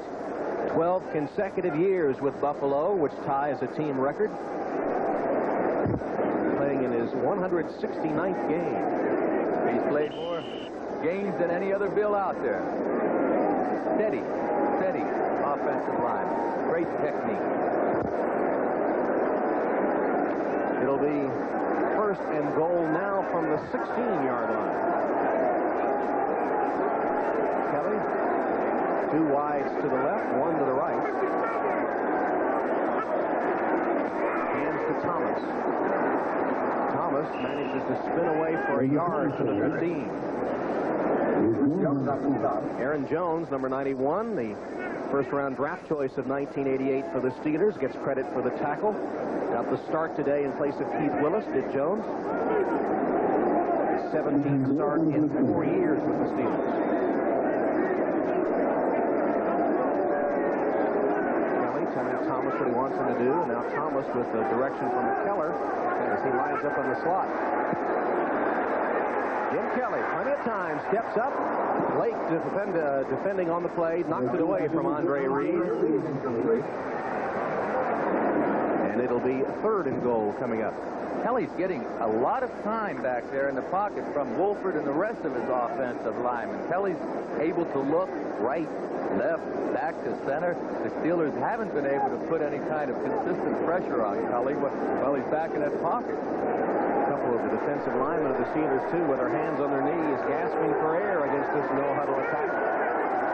3rd and goal from the 15. Buffalo trying to add to a 24-10 lead. Kelly's pass, complete, Reed for the touchdown.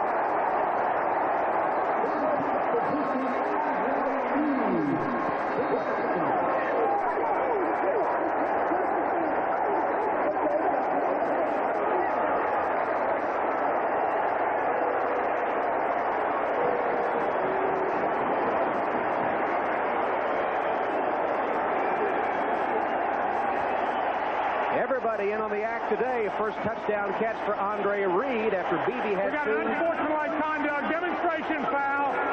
Number 84, offense. Scored a touchdown. Kickoff. So they'll penalize him, but at this point it doesn't make a whole lot of difference. Well, they'll penalize him on the kickoff, move him back 5 yards. Lofton with a touchdown catch, Beebe with 2, and Reed with 1. 4 touchdown passes for Jim Kelly. Norwood's extra point is good. Buffalo scores on its first possession of the second half to go up on Pittsburgh 31-10. NBC Sports coverage of the National Football League is brought to you by Oldsmobile, the power of intelligent engineering. By Right Guard Sports Stick, anything less would be uncivilized. By Xerex Antifreeze Coolant, the temperature never drops below Xerex. And by Hertz, we never forget who made us #1. We're Hertz, we're America's wheel.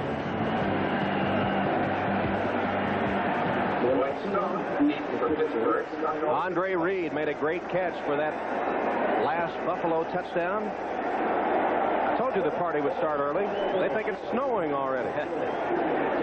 They want to go to the Super Bowl in Minnesota, huh? Norwood's kick. It's Dwight Stone deep for Pittsburgh, taking it at the 21. Stone with that great speed to the outside and close to the 45-yard line. Good return for Dwight Stone. Scott Norwood, the kicker, finally made the tackle. All right here's Andre Reed. He's going to go down and break in. Right here's the man, Carnell Lake, who has coverage on him, and he allows Reed to get inside. Then Kelly delivers just a perfect pass over Lake's head, over everyone's head except Andre Reed. Here's a better angle. On the left side of your screen, 37, Carnell Lake gets beat to the inside, you see, and then he takes a bad angle, and the ball is right on target. Reed has caught 8 passes for 109 yards, and Jim Kelly has hit 23 of 30, 290 yards and 4 touchdowns. Quite a combination. Pittsburgh tries to answer. Bubby Brister rolling to his right, throws back left, and has his tight end Green open for a Pittsburgh first down inside the 35-yard line. Marcus Patton up to make the stop. Let's check out our Hertz 10-minute ticker now. 15, first down Pittsburgh. Phoenix continued to lead Philadelphia. Look at the Rams, big losers in their first week, beating the Giants 13-6. I think the Giants are having a letdown from that San Francisco game. Miami finally generating some points against an Indianapolis team that was beaten by New England in week 1.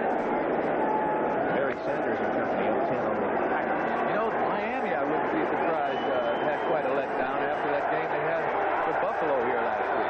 No letdown for the Bills. They're up 31-10. Again, Brister has the ball and has a man wide open. The pass low, and Malarkey can't come up with it. Oh, Malarkey was wide open. All Brister had to do was deliver it, and it was low. Malarkey tried to go down and get it, couldn't come up with it. I like Brister's selection of receivers. Malarkey comes off the line and fights through. He's going to be wide open, but Brister throws behind him and a little low, and Malarkey can't quite handle the thing. Brister has made some good decisions on where to throw the ball, though, and misfired the last play to an open receiver. Can't afford to miss the guys that are open, trailing 31-10. You got that right. Second and 10 from the 34 of Buffalo. Handoff. Foster turns the corner, and he's to the 15 of the Buffalo Bills. Bumped out of bounds by Leonard Smith and Mark Kelso, the safeties. But Woodson has consistently been able to get outside on Buffalo. That one went for 19. The right side of the screen, they're going to wall off all of the Buffalo Bills. Shane Conlon gets turned inside, and then there is no one out on the corner. Leonard Smith tries to get over there, but Kelso gets there first. The Steelers' offensive scheme is a good one. They're opening big holes for Barry Foster from time to time, and Brister's having some open receivers. They just can't put it together completely. Great day for Foster, already 110 yards. Stone in motion. Foster, the only setback, gets the handoff. And a good hold. Barry Foster to the 3. Again, Leonard Smith and Mark Kelso, the safeties, forced to make a tackle on Barry Foster. There's a couple of players to square off to White Stone and Nate Oldham. Another huge hole left side of the line for Barry Foster to burn through, and when he gets through there, he's going to punish some defensive backs.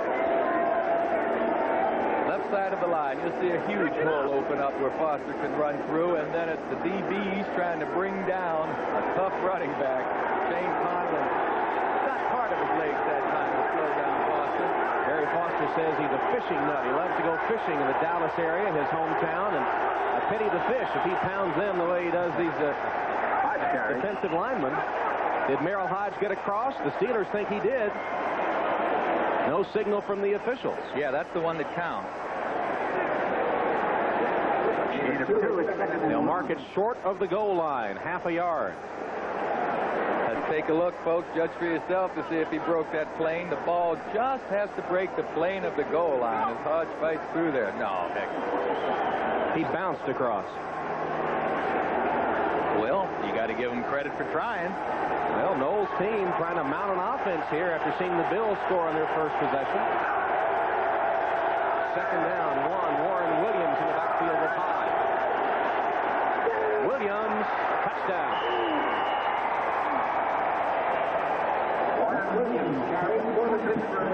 Oh, did Pittsburgh need that? They needed that, Tom. They didn't use a lot of time off the clock. There's still a whole half of this third quarter left. If they can create some kind of defensive plays, Warren Williams takes it outside. Watch this wall-off blocking here. Malarkey gets excellent position on the strong safety. And there's just nobody out there. It's just fine blocking by the Steelers. A well-executed offense of Joe Walton's at this point. Carlton Hasselrick pulling and getting a block. And the extra point by Anderson is good. The Buffalo Bills score on their first possession. Pittsburgh answers with a score of its own, and it's 31-16. 17 now. In trying to make an artistic statement, one should be careful not to let one's personal aroma do the talking. In order not to offend the critics, I recommend Right Guard Sports Stick. It provides maximum protection and the freshest scents, a sublime palette of odoriferous emanation. After all, a true artiste should be remembered for his inspiration, not his perspiration. Right Guard Sports Stick. Anything less would be uncivilized. It's a car born of intelligent engineering. It's 100,000 ideas fused into one. It's responsive, innovative, refined. It's a driver's side airbag and anti-lock brakes. Introducing the all-new 88 Royale LS. Oldsmobile, the power of intelligent engineering.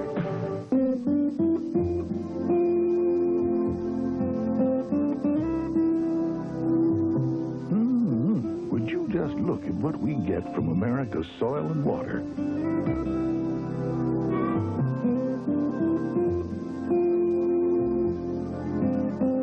Get your hands on protecting our future. We owe it to our children.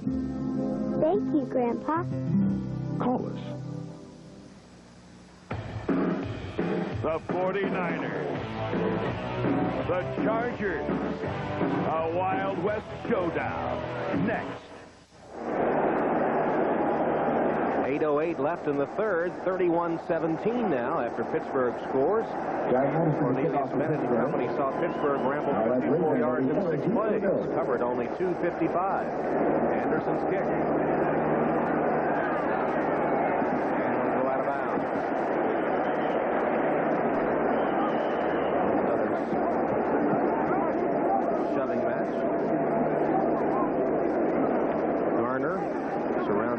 White jerseys thinks the better of it. But at 6'4", 238, he's not scared. Stay with us now. This is only the first of two you'll see today on NBC. Most of you will see the Chargers against the 49ers. Others will see the Broncos and Raiders or the Jets Seahawks. Doubleheader football action coming up next here on NBC. So the Buffalo Bills take over at the 35-yard line, and the no-huddle offense, Jim Kelly at the controls, has been unstoppable. No other way to describe it. 4 touchdown passes for Kelly today. Buffalo 370 yards of offense. They had 582 last week against Miami. Herman Thomas, only a couple there. Herman Thomas, guys. Was fighting Nickel and Dickerson combining on the stop. And a 2 will be 7-8. You're a Pittsburgh Steelers defender. What do you say to yourself out there? You try to get yourself psyched up to relax and just execute. You talk to your teammates and say, all right, calm down, man. Let's just execute, not give up the big gainers here. Kelly quickly to Beebe for a first down. Pass complete to Don Beebe. Beebe cutting in front of David Johnson once again has it for another first. Yeah, well, this number 82, Don Beebe, has breezed by the defensive backs a couple of times, and so David Johnson's given Beebe a little bit more cushion there. He's laying off of him just a bit deeper. Johnson, in his 3rd year out of Kentucky, 7th-round draft choice, has had a long afternoon.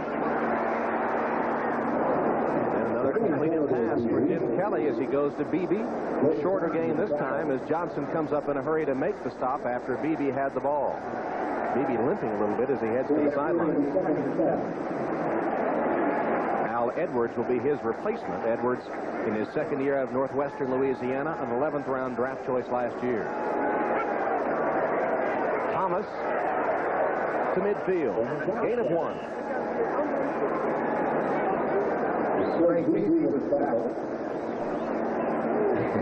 Does that mean he has the Bills on his mind, or what is that? I'm not sure. I ever had Jets etched in my head, and I don't know what you're thinking about, but you got to have a lot of love for your team, huh? I think you had it etched on those knees, didn't you, once or twice? Intercepted. Kelly's pass intercepted by Brian Hinkle. Hinkle still on his feet somehow. Touchdown.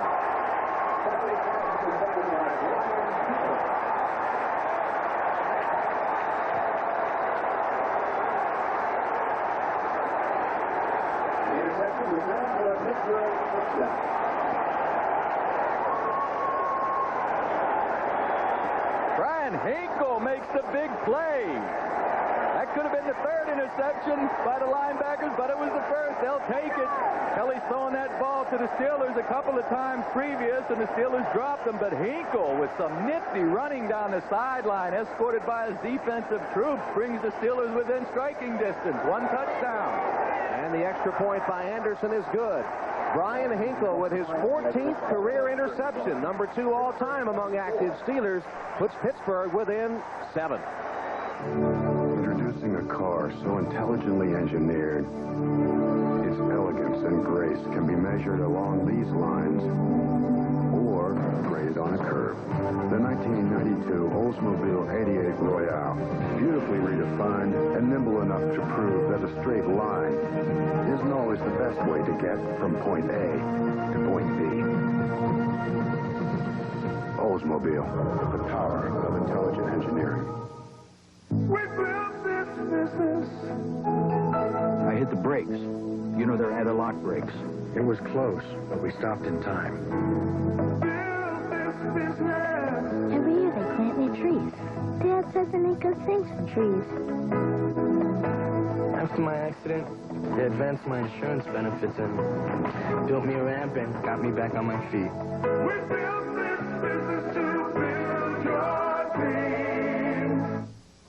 You want to rent a car, but your money's tight. Get renting on, they'll treat you right. Freedom Rate.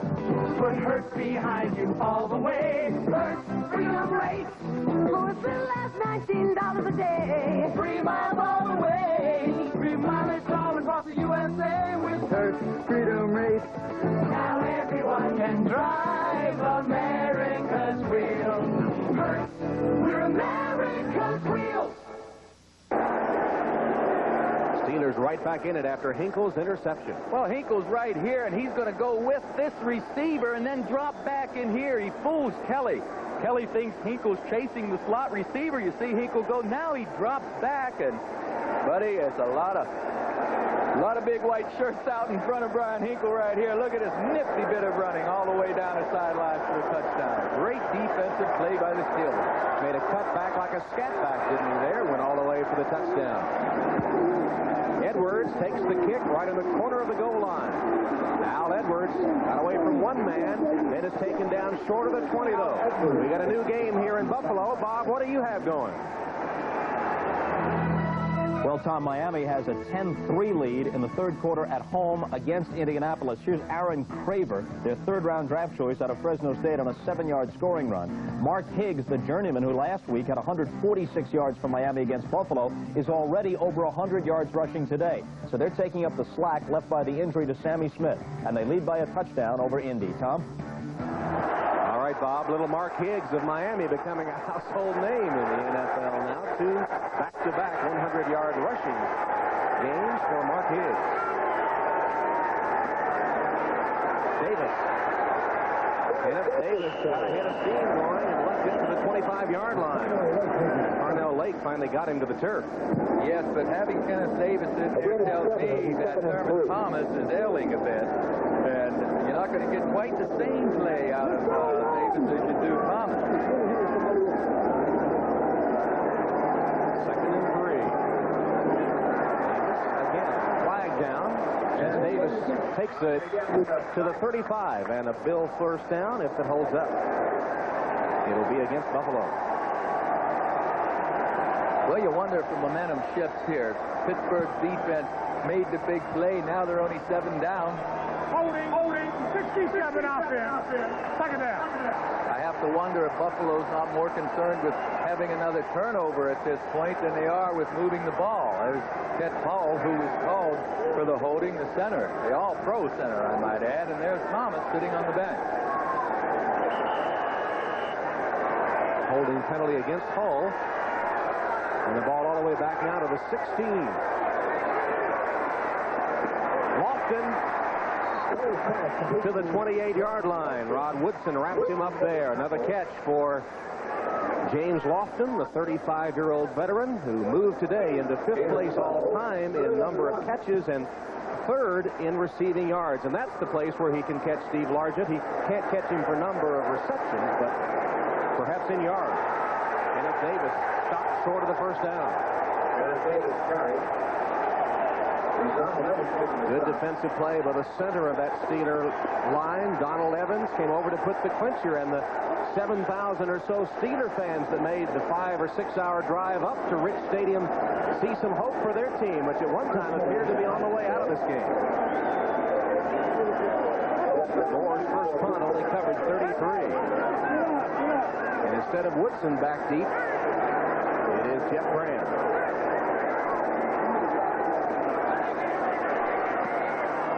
Another high but short kick. Graham waits for the fair catch and takes it at the 42-yard line. Good field position for the Steelers, who scored on their last possession. They'll have the ball when we return to Buffalo, down by a touchdown. Working to be the best they can be. Teammates, sponsored by the U.S. Army. On a frozen Sunday in 1973, Mike Montler, Reggie McKenzie, Joe DeLamalure, Dave Foley, and Donnie Green made history. While all eyes focused on O.J. Simpson, the Bills' offensive line helped reach an incredible milestone. As individuals, each man shared in the first 2,000-yard season. Together as teammates, they were the electric company. They turned on the juice and made the Bills the best they can be. Most of my friends don't know what they're going to do after graduation, but I've already locked in guaranteed skill training in the Army. Qualify now and you can reserve even the Army's most sought-after technical training, up to 12 months in advance, through the Army's delayed entry program. Sure, being a soldier won't be easy, but then nothing worth having ever is.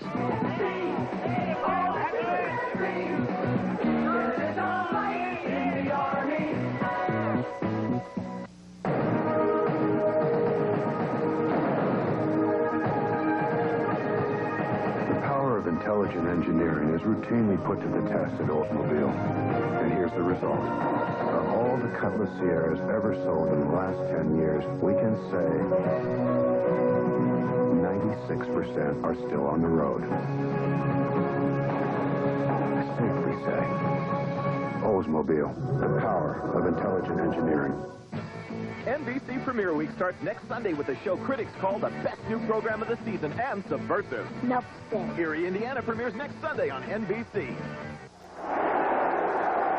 Welcome back to Rich Stadium. The Bills holding on to a 7-point lead over the Steelers. You know, normally you don't think of bruising linebackers as having literary pursuits, but Ray Bentley, the linebacker of the Buffalo Bills, has written a series of books, children's books. Darby the Dinosaur. This one is Shopping with Darby. $2.50. You'll note the price up here in Joe. I guess that's why we see Bentley running around like a brontosaurus on the field half the time. There he is, Ray Bentley, the author, trying to earn his stripes and stopping this Steeler offense. Bubby Brister will go to the air. Coming back to make the catch is Lips. And it's a Steeler first down, or just very close, perhaps inches short. Oh, Bubby Brister put a pass out there, folks, that was big time. He looks downfield, and he comes back over to his left, and watch the heat he puts on this ball. I mean, he rifles that bad boy out there. Pretty good coverage out there by Odom, but not for that kind of pass.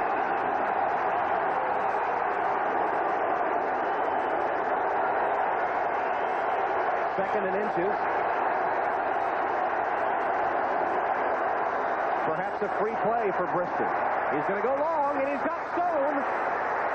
The pass too long as the defense recovered. For a moment, Stone was open, but Kelso and Williams converged on him. Meanwhile, the pass sailed long. Well, James Williams, the cornerback, took away the outside where Stone wants to go. You see, Williams forces him to the inside, and Brister thinks Williams is on the outside. He doesn't want to throw. Brister doesn't want to throw that ball in the middle where that free safety Kelso is.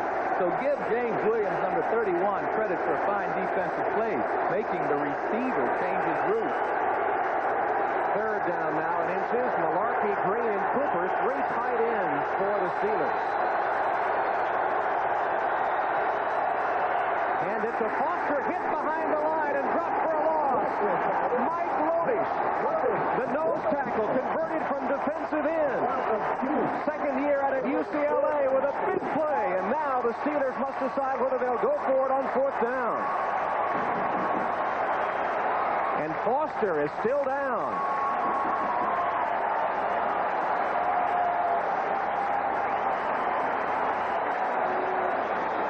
That was a big-time hit by the UCLA nose tackle, Mike Lodish. I had a chance to visit with him before the game and asked him what he felt about this deal. He said, hey, I'm ready to play. He's right on the center now. He's going to play off DeMonte Johnson. And there he is, right now. He threw DeMonte Johnson aside for Dawson and makes the play.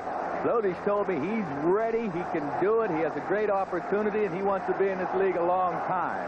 He says his asset, Tom, his main asset, is keeping his motor running. He said, my motor is always on. It looked like it's still running there. Lodish, you know, in high school in Michigan, played hockey, and he looked like a goalie on that one as he wouldn't let Foster get by for the first down, and he only needed inches. And Foster, if he is hurt, will be a big loss to the Steeler offense. He's gained 121 yards on only 9 carries. I think he's going to be all right, Tom, the way he's walking off the field. Pittsburgh's going to give their defense a chance. They're going to try and back the Bills up rather than risk losing field position here. They would have had 4th and 2. They elect to punt from midfield. Brzezinski boots it, and Edwards has aim on it and lets it bounce into the end zone for the touchback. 50-yard punt as we check out our Hertz 10-minute ticker. The Rams continue to pound the Giants. They're up by 10. Phoenix a 9-point lead. Chicago's taking command in Tampa. Finally, the Dolphins have gotten some offense against the Colts, who continue to struggle in both opening games. New Orleans, a surprise there that they're that far ahead in Kansas City. Minnesota has extended its lead.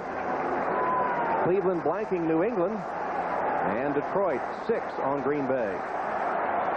Here it's 31-24, Buffalo with the ball. Thurman Thomas has returned to the lineup. Kelly, intercepted. Woodson, Rod Woodson, down to the 8-yard line. Earlier in the game, Rod Woodson had to go to the bench because he was fatigued. That time he timed Kelly perfectly and picked it off, then returned it 21 yards inside the Buffalo 10. Rod Woodson right here is going to backpedal and just cut underneath the receiver in the hole. Kelly does not, well, maybe he does not see him. I think it's just a fine play by Woodson breaking on the ball quickly.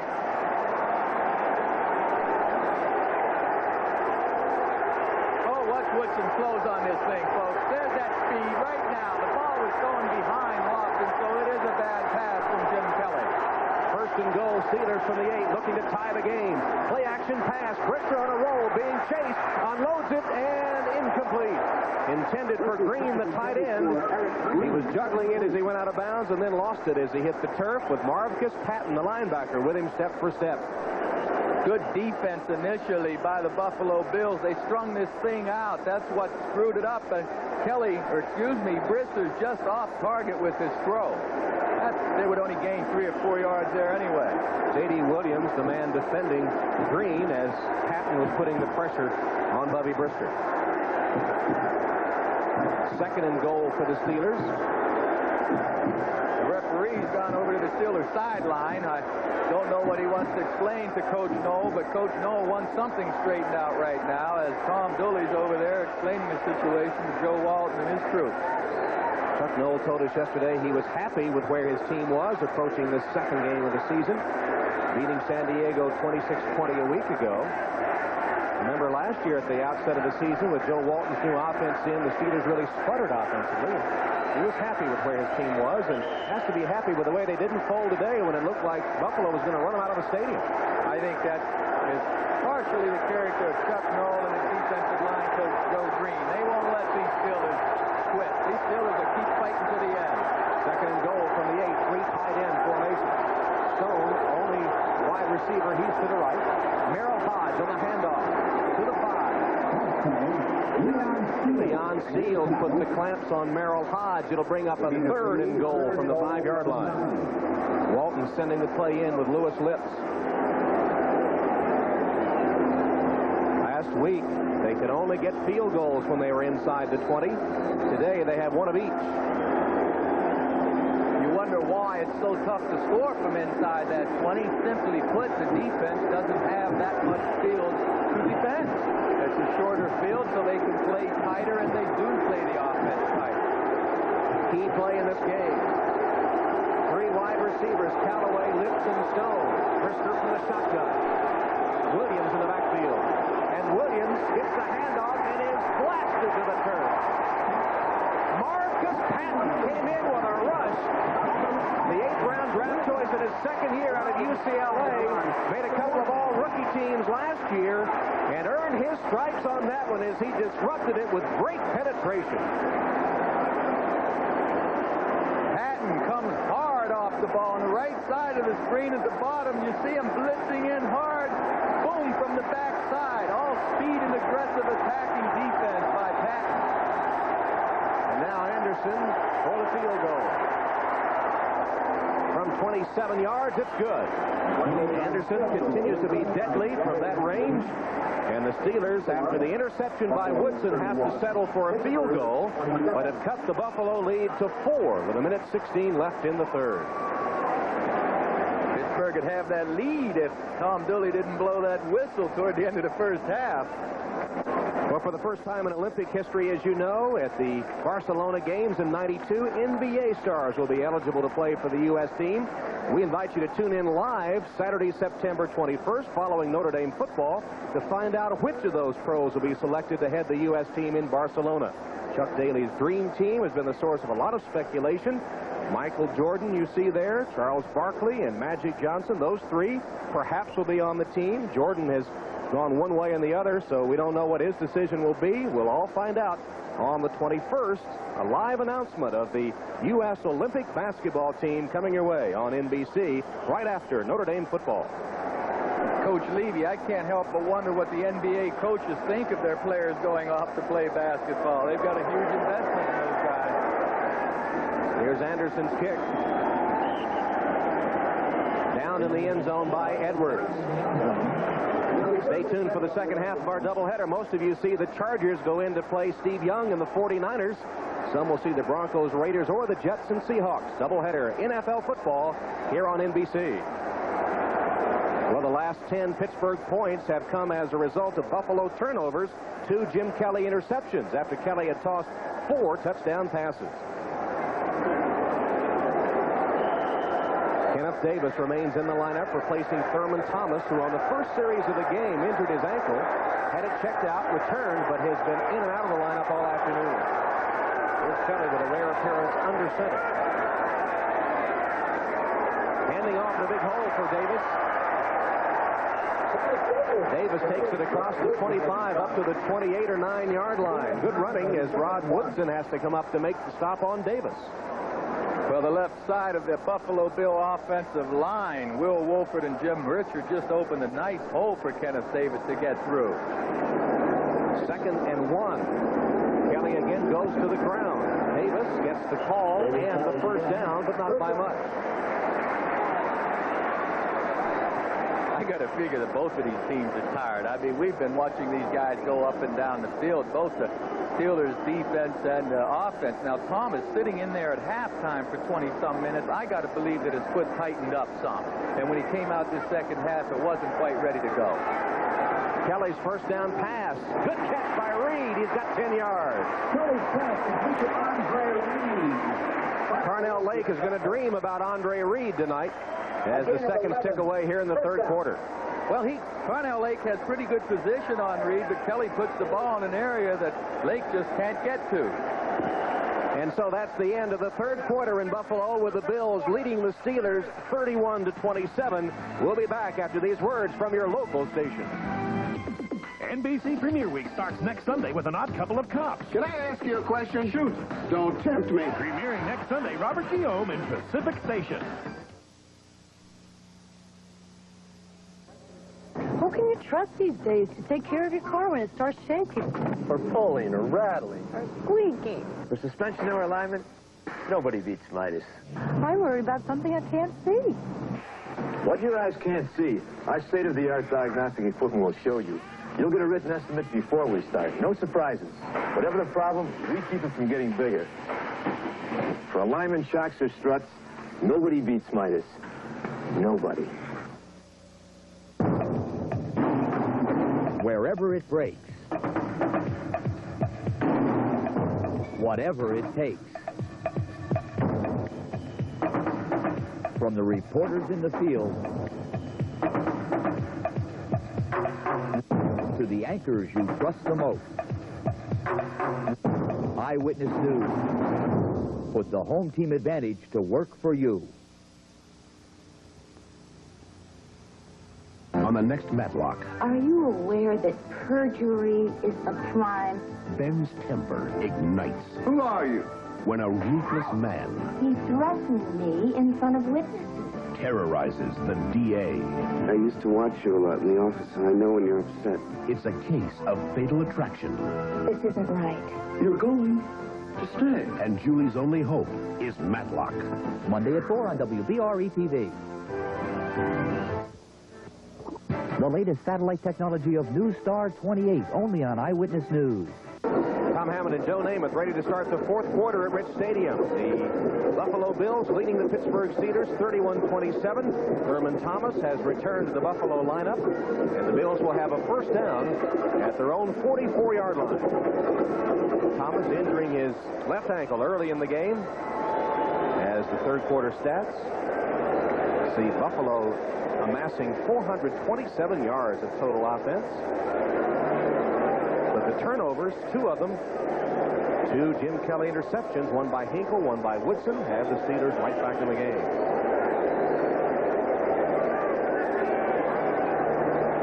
Butch Roll getting his ankle taped.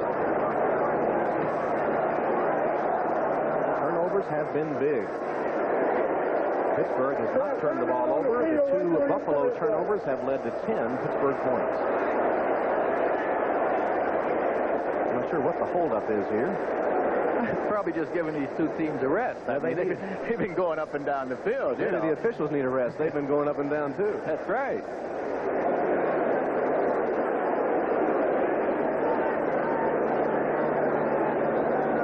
Chuck Noll getting the headset back on. I asked him yesterday if he thought he saw similarities between this Buffalo team and his... Both teams can use the phone.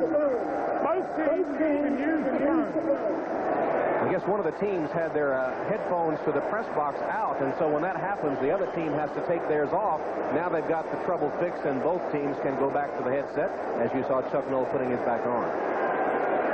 I asked Noll if he saw any similarities between his great Super Bowl champions of the 70s and this Buffalo team, and he said, yeah, some of the same component parts, but they have yet to win a Super Bowl. I think he likes the steel curtain a little bit more than his Buffalo's front right now because they are injured after all. In fact, Bill Polian, the player personnel director and general manager of the Buffalo Bills, we asked him if his Buffalo team was where he wanted it. He said perhaps a little more help defensively, and they would be where they wanted to be. Yeah, but Coach Levy and Cohen, they've shown some confidence in these young guys, at Hanson and Lodi, by not going out and bringing someone in right away. First down play for the Bills. First play of the fourth quarter. Buffalo up 31-27. Hand off to Thomas. Jumps and dives ahead for 4 or 5 yards.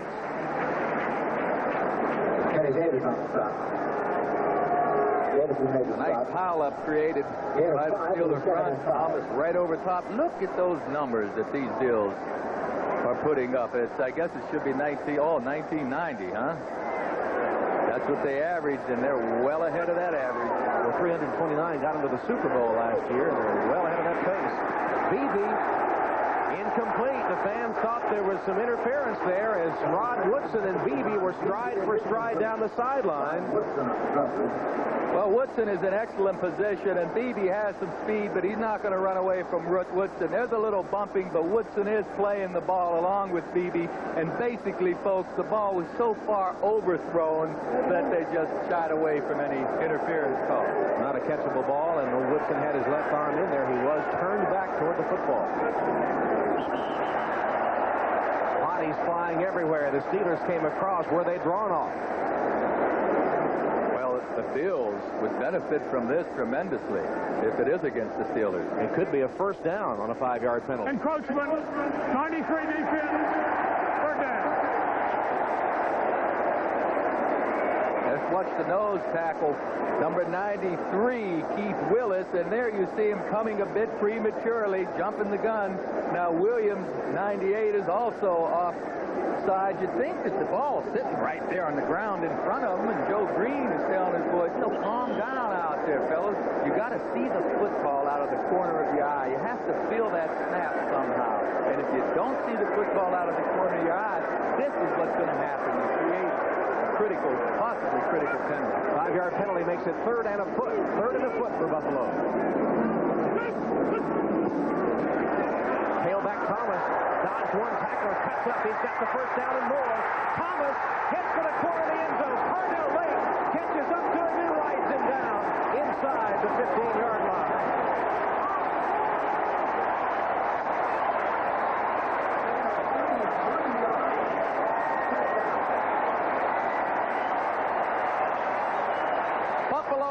even run this play if that offside penalty doesn't occur. Look at Thomas go. Now he's going to start limping. That foot catches up to him, I think. And you can tell right there that that foot is bothering Thomas, but not before he made a tremendous gain.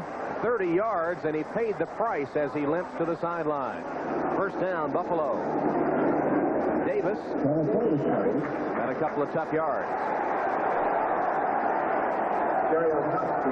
So many things go into make up this game. Thomas made that run because he had good blocking and a God-given ability. However, they don't even run that play the last time. Oh, Thomas looks like he's in a lot of pain. They don't even run that play if Williams don't jump off sides for the Steelers. 2 consecutive games over 100 yards for Thomas. Kelly to the end zone, too far, intended for Lofton. Rod Woodson defending him on the play. And Kelly that time appears to be looking over to the sideline for a little prompting perhaps. He does call his own plays, but looks to the sideline for help now and again. I asked Frank Reich yesterday how many times, and he said once or twice a drive. Kelly usually looks over. Here's what they've done inside the 20 last week and perfect today. Play action pass. Kelly's going to have to scramble a little bit. Throws for the corner of the end zone. Beebe has 3 touchdowns.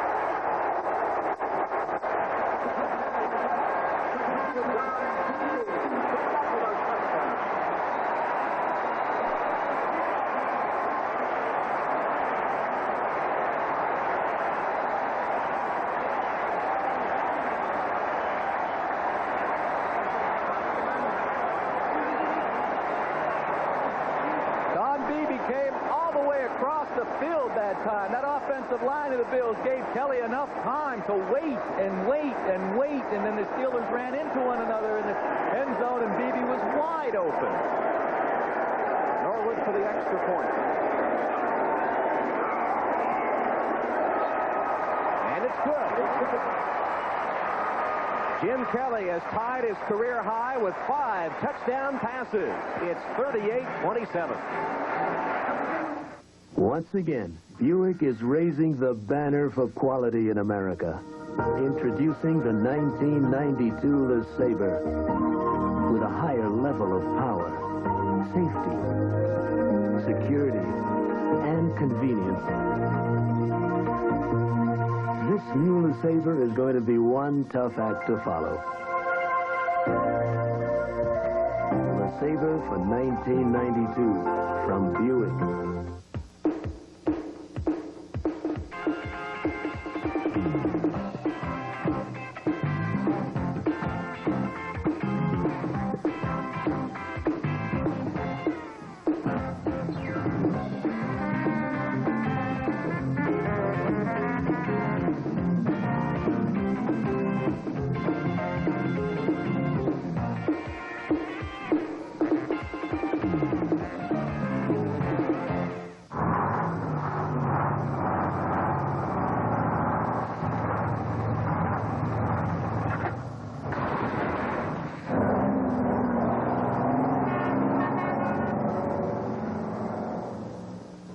In making an artistic statement, one's personal aroma shouldn't do the talking. So I use Right Guard Sports Stick with maximum protection. A true artiste should be known for inspiration, not perspiration. Right Guard Sports Stick. Anything less would be uncivilized. NBC Sports coverage of the National Football League is brought to you by Buick and your local Buick dealers. Remember Buick, the new symbol for quality in America. By Coors Light, the silver bullet is the right beer now. By Napa, because there are no unimportant parts. And by ITT Corporation, building people's dreams. Rich Stadium in Buffalo, 80,000 fans have seen the Bills take a 38-27 lead. And this kick by Norwood sails halfway into the end zone, and Mills, the rookie's going to bring it out. Ernie Mills, luckily for him, back to the 20-yard line. Chuck Noll would have been all over that rookie from the University of Florida. Tasker with another tackle. Beebe, 3 touchdown catches today. He only had 3 in his career before this game. Here is Don Beebe, and here's Rod Woodson. Beebe's going to come all the way across the field. Woodson is going to get caught up looking at Jim Kelly, and now Woodson's chasing and has no chance to keep up with the speedy BB. Excellent pass protection by that offensive front up there by the Bills. You see BB coming all the way across the field. Woo, what pass protection. He's tied his career touchdown mark in one game. Lips, Callaway, Mills, 3 wides in for the Steelers. Brister has a man wide open, and it's dropped by Malarkey. Brister's pass was behind Malarkey, who was all alone 10 yards down the field. Well, you mentioned earlier, when they're open, you've got to get that ball to them. That's the second time they missed him. Here's Lewis Lips trying to get downfield, and oops, what's going on? Nate Odoms, number 37, gets away with a real pro move there, snatching the jersey of Lewis Lips and pulling him to the ground. 2nd and 10. Being taped over on the sideline is Garner, Hal Garner, the linebacker. Flags fly as Foster is stopped by Carlton Bailey.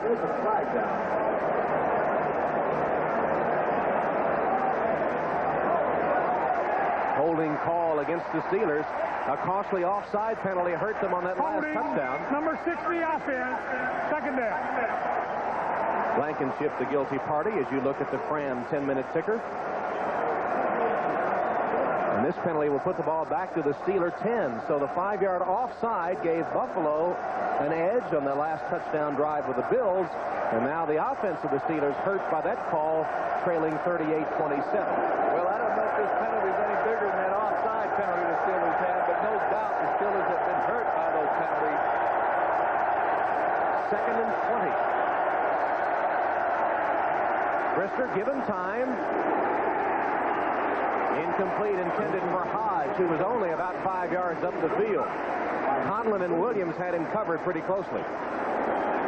Joe Walton was wondering what went wrong there, the offensive coordinator of Pittsburgh. He's in charge of calling these plays, and it becomes a guessing game with Joe Walton and Walt Corey, the coordinator of the Buffalo Bills. Walton's trying to figure out what coverage the Bills will be in and call the best play to go against that coverage. It's certainly a play that will go against any one of the number of coverages. And there's Walt Corey, the defensive coordinator for the Bills, the man without a lot of hair. Brister has hit 11 of 22, 105 yards in the day. Needs a big one here, and they'll stay on the ground to Hodge. Merrill Hodge picks his way to the 20-yard line, falls to the 21, well short of the first down. They had a 3rd and 20. They gave to Hodge, and now they'll punt. Well, that was really playing it safe by that Pittsburgh offense that time. Walton obviously didn't want to risk a turnover down here in the area, but to expect Merrill Hodge to break a run for 20 yards or so is asking a bit much. Straczynski is on to punt for the Steelers. Al Edwards awaits his kick. End over end, fair catch at the 49 of the Steelers. Great field position for Jim Kelly in the no huddle. Only a 28-yard punt. 38-27. We'll be back to Buffalo in just a moment.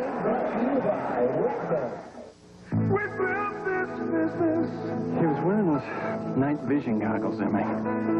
Otherwise, he never could have seen me. Rescued me. They taught me computer drafting. I earned a degree. Now I've got a job. They make the parts that connect my pacemaker. Never thought I'd be around to tell you that. We built this business to build your dreams. Reintroducing a glorious name for a glorious new automobile. The 1992 Buick Roadmaster. With its powerful V8 performance and the security of its driver's airbag, anti-lock brakes, and full perimeter frame, Roadmaster is perhaps the best value in an American luxury sedan. Roadmaster also delivers something only a Buick can deliver. Buick quality.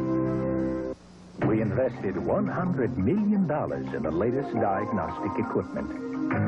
And another $5 million a year training our expert technicians to use it. We're Goodyear certified auto service retailers, and we believe everything we do, from tires to tune-ups, should live up to the most exacting standards of all, yours and ours. Good tires. Good service. Good people. Goodyear. 1 year ago, a wing and a prayer helped Notre Dame capture a dramatic come-from-behind victory. Caught by Adrian Gerald on a deflection. What a play! In 2 weeks, these teams meet again as the Michigan State Spartans invade South Bend to battle the Fighting Irish. Notre Dame football is home on NBC. Wrap is on the leg of Thurman Thomas. The ace running back of the Bills will not return today. In addition to the left ankle he hurt earlier, he now has a groin injury. Here's his replacement, Davis. Got nothing. The Bills, though, have racked up 478 yards on the afternoon, and Jim Kelly has tossed 5 touchdown passes to equal his career high. How many did you toss in this game? Well, I know I had at least 5. I don't know if I've ever had any more of that, but Kelly's gotten away with a couple of them today, too. There's another completion to Andre Reed. He's having a big day. He's to the 40-yard line, about a yard short of the first down. Spun to the turf by David Johnson. You know, when I say Kelly's gotten away with a couple of them, Jim would be the first one to tell you he hasn't played his best game today because he's put the ball in an area that the Steelers could have made a couple of plays. But Kelly's even mediocre day is good. Brister needs to have a good day against this Buffalo Bill team because he's got to score a lot of points to beat Buffalo. You're not going to stop him. And right now, Bubby Brister's been off target on some key passes, receivers that were open. Reed's caught 9 passes today, already has 20 for the season. Diving for the first down is Davis. For the first down. Right now, this offense of the Bills is thinking icing the game. They want to get a score up there. They have this 11-point lead. Another score would put it, I would say, out of reach of the Steelers. Keith Willis, slow getting up. Mentioning Andre Reed, he has his 17th career 100-yard receiving game today. And has scored his 41st touchdown. Don't forget to stay with us. The Chargers and the 49ers from Candlestick. Some of you will see the Broncos, Raiders from the Coliseum, or from the Kingdome, the Jets and Seahawks. Those are the games coming up next here on NBC. The Jets, by the way, are the opponents of the Buffalo Bills next week. We'll take a timeout here as they head to Willis.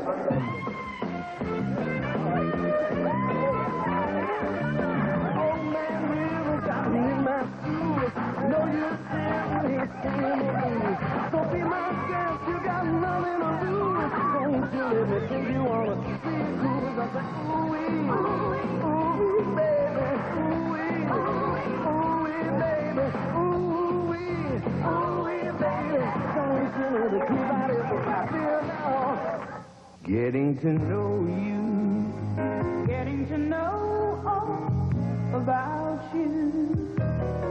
Not long ago, Honda and Toyota were known for the highest mileage. But today, there's Geo, the most fuel-efficient line of cars and trucks in America. Get to know Geo at your Chevrolet Geo dealers. Getting to know. Oil. It's the lifeblood of your engine. That makes your oil filter your engine's most vital organ. That's why Fram keeps going the extra mile to make the best protection even better. Introducing the new Fram Extra Guard. New glass fiber paper stops more dirt than any other filter for the best protection ever. The new Fram Extra Guard. American or import, it's an extra lease on life. Robert Marshall was the head of the all-American family until he was accused of killing his wife. Based on a true story, Blind Faith, NBC tonight. Welcome back to Buffalo. That shot reminds me to say hello to Paul McGuire, our friend and colleague, who is here at his home in Buffalo, recovering from a heart attack. Doing well, we understand, and hope he can quickly get back to work for NBC. One of the best analysts in the business. That was Paul's hat, too, by the way. He borrowed this. That guy borrowed it. Yeah. Bill's trying to work on the clock, even though they're in the no-huddle now, keeping the ball on the ground the last few plays. The clock is ticking away from 9:53. This time, Kelly's going to look for 6. Beebe, he was going for his 4th touchdown of the day. He had a step, but the ball a little overthrown. Richard Shelton's in there now at quarterback, and Shelton is trying to keep up with Beebe, but Beebe's got that speed. Kelly just gets it a little bit too far out in front.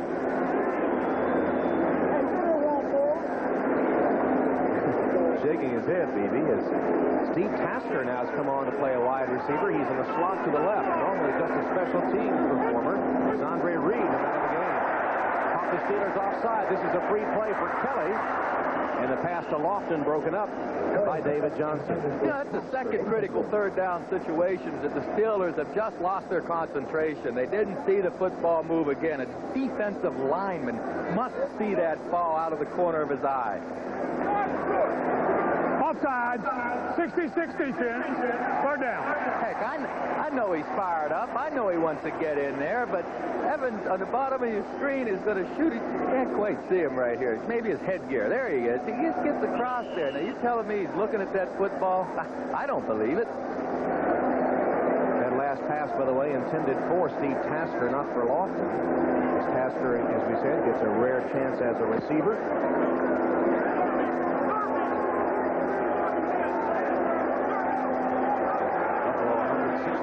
In the fourth quarter last year, and there the Steelers jump again. Well, this is easy. This is great for Jim Kelly. They don't need much help, but Joe Green's unit's giving it to him at the moment as Aaron Jones comes across that time.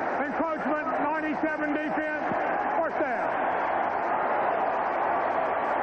Well, Chuck Noll and his Steelers are wondering why they're shooting themselves in the foot so often. Not with one penalty or two penalties, but three critical penalties on third down now. Steelers have had opportunities offensively and have been off mark a bit. That's just lack of concentration. First down handoff is to Davis. And this would about cost us now for an update. Bob? All right, Tom, watch Bernie Kosar pretty much seal the victory against New England. He goes long to Michael Jackson, 6th-round draft choice, rookie out of Southern Mississippi. For Michael Jackson, a thriller that covers 65 yards. The Browns lead it 20-0 in the fourth. Tom? All right, Bob, and back here at Rich Stadium, Don Beebe is in on the act again. He makes another catch. It's been the game of his career, Don Beebe. We got a start a week ago as the Bills opened in 4 wide receivers. Shows that he belongs today. Richard Shelton, the cornerback for the Steelers, is giving Beebe some room. He's caught 8 passes this afternoon and has 3 touchdowns as the Bills lug it now to the 5-yard line with Davis on the carry. Game about to slip away from Chuck Noll. Well, they've hurt themselves. Coach Noll knows that. They've hurt themselves with penalties, with missing open receivers. Sure, they're going against an outstanding offensive team, but the Steelers really have hurt themselves too often. Davis stops at the 5-yard line. Little gain on the play. Keith Willis on the tackle. Willis spotted at the 4, so they did get a yard. It'll be 3rd and goal. Well, actually, they can make a first down, can't they? 3rd and 2.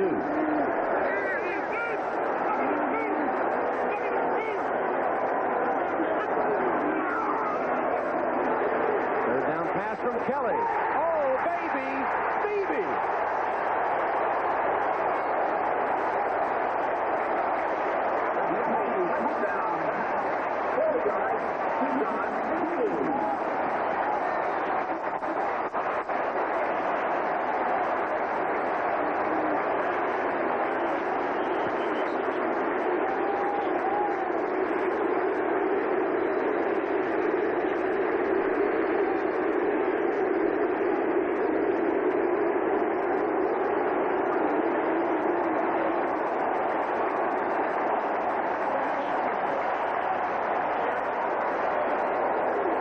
Count them 4 touchdown catches for Don Beebe. Norwood for the extra point.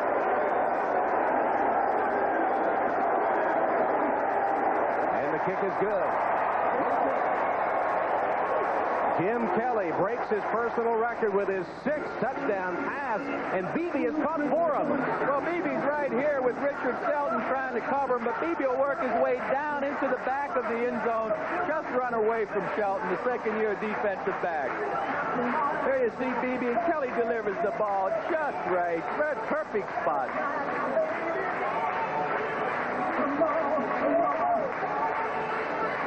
Got both feet down, too. Great concentration. Where's he from? Chadron State. Everybody across America will know it tomorrow. Chadron State of Nebraska. Don Beebe in his 3rd year, 3rd-round draft choice, who had 3 touchdown catches coming into today's game and has racked up 4 this afternoon. And Jim Kelly, not a bad day at the office. 6 touchdown passes is a career high for that man with a shotgun arm. 363 yards passing, and he's calling his own plays.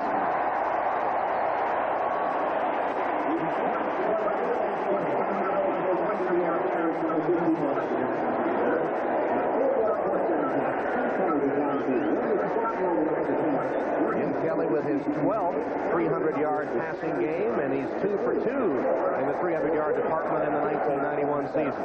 Rod Woodson has seen him flash by him all day. If he wasn't in shape before today, he will be now. Look at that. What a day. And Beebe's tough. You know, it made that hurt back there in the 3rd quarter. He sucked it up, got back out on the field, and made more plays. Ernie Mills will stay in the end zone this time. He brought the last one out even deeper than that. All right, now on our Fram 10-minute ticker, let's check all the scores in the early starting games today, all in the 4th quarter. The Rams still leading the Giants, Phoenix up 9 on the Eagles, and Chicago leading Tampa Bay. Miami took a while to get in gear, but have opened up a lead on the Colts. New Orleans continues to lead, although the Chiefs have come back a bit. Minnesota with a 10-point lead at Atlanta. Cleveland and New England will be 1-1 after today. And here, Buffalo saw Pittsburgh come within 4, but now widened the gap. Larkey on the catch gets 5 before Cornelius Bennett wrestles him to the turf. I'd look for Pittsburgh to hurry things up now. I don't think Bubby will be getting back now. You see that? He's up here with the no-huddle on. They have 7 minutes and 30 seconds left in this half, but the Steelers need to get a couple of touchdowns and more, so there's no need to get back in the huddle and waste time.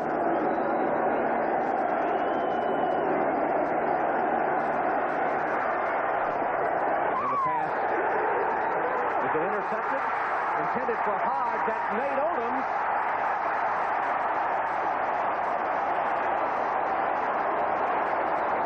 They're going to rule no catch, incomplete pass.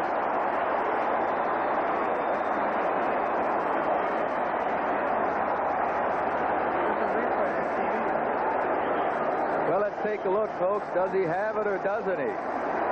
Ball bounces out of the arms, and we can't even see the football. So right now, unless we have a different kind of angle, you're going to have to say that that's inconclusive and you go with the call on the field. Odoms, you can't convince him of that. I think if right now they're giving him touchdown. The whistle wasn't blown, obviously. The side judge never blew the whistle, and Odom gets it. Chuck Noll's already seen one very bad call go against him earlier. The officials have ruled touchdown. It is being reviewed by instant replay. It was a very timid touchdown rule on the field. I never saw the call. In fact, one official had marked the spot where he said the ball fell to the turf, and the Steelers all thought it was incomplete. In fact, Joe Walton had already sent in a play. But from the replay that we saw, it's really inconclusive what happened, so that means that the Steelers are going to give up the touchdown, because if the people in the replay booth can't see for sure, hey, they stick with the call that's made on the field. It'll go as a 32-yard touchdown interception by Nate Odoms. Odoms, who has been a starter since his rookie year, made several game-breaking plays in 1990, and his 8th career interception will be a touchdown if it stands. Larry Cirillo, our producer, Peter Bleckner, our director, searching for another angle, and Larry tells us this is the best one he has.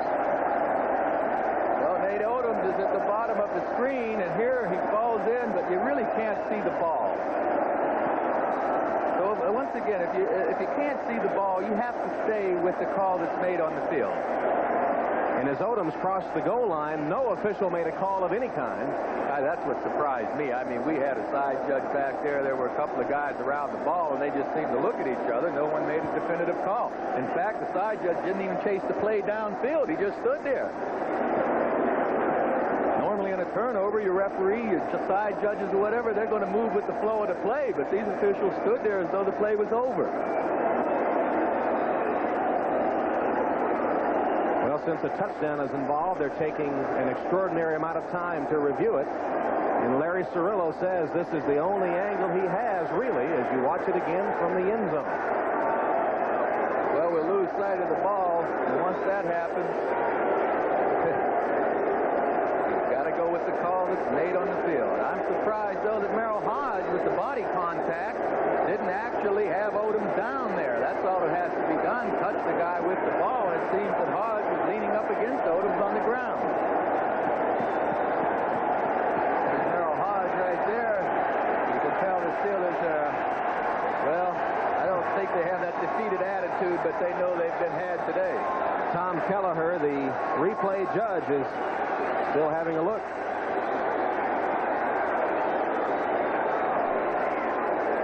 Nate Odoms had a similar play last year when he stole the ball and took it in for a touchdown. It's been a long day for Brisker. He's missed some open receivers today. You know, my only thing about that last play, Tom, is looking at the officials on the field. They didn't follow Odoms back down the field toward the end zone. They stood out there as though the ball was dead right now. There was some indecision made, and here we're going to see officially declared a touchdown. After further review, we have an interception and a touchdown.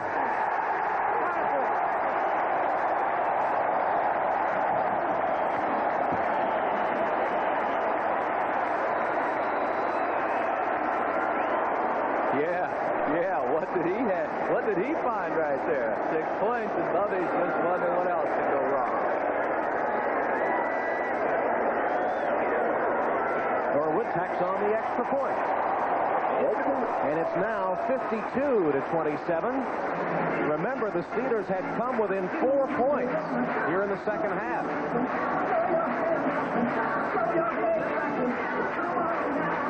But the rest of the league now, Joe, aside from that interception which came as a result of a defensive play, but the rest of the league must begin to ponder how to stop Jim Kelly and the no-huddle offense. That's right. That no-huddle offense has most of the defenses, all of the ones the Bills face, certainly confused. They're not playing their normal game on defense. As much as the no-huddle does disrupt the defense, it's really the players. Kelly, that offensive line, Thurman Thomas, Andre Reed. It's the big plays that these guys consistently make that really make that no-huddle work. There are a lot of quarterbacks around the league that couldn't run this no-huddle offense as efficiently as Jim Kelly can. We remind you this telecast is presented by authority of the National Football League and intended for the private use of our audience. Aided rebroadcast or other use of the telecast without the express written consent of the Buffalo Bills and the National Football League is prohibited. This game the property of the National Football League, Pittsburgh Steelers and Buffalo Bills, all rights reserved.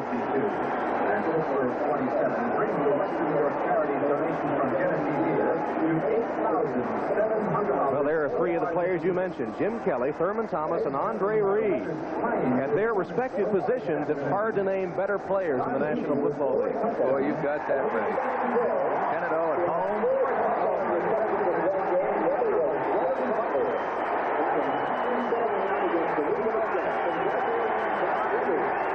Well, I wouldn't kind of mosey up to those guys right now and say, hey, boys, how's it going? Here's Ernie Mills returning the kickoff. Doing a good job of it. Mills, only Norwood to beat. Now the pursuit catches up to him, and he's wrestled down at the 35-yard line by Henry Jones, the first-round draft choice of the Bills, who was only activated yesterday. They got a 2-week roster exemption for him because he signed so late, and he makes a saving tackle there as another rookie, Ernie Mills of Pittsburgh, almost went all the way. Now, the problem Pittsburgh has right now is 4 touchdowns. I mean, this is some fancy running, and you're right, that pursuit is what came over here and saved the touchdown for the Buffalo Bills. But the Steelers need 4 touchdowns to get ahead, and I don't think they're going to do it. How about you folks? Play action pass from Brister, and complete to Hodge. Falls for about 11 yards for Ian Bennett. Had him by the ankle. And I think he fell across the down marker. He did. It will be a first down. Right now, these Bills, Tom, want to play soft. They don't want to give up the fast touchdown. They'll let them catch the short ones, not the long ones. Don't forget to stay tuned for the second half of our doubleheader. Mostly you see the Chargers and the 49ers.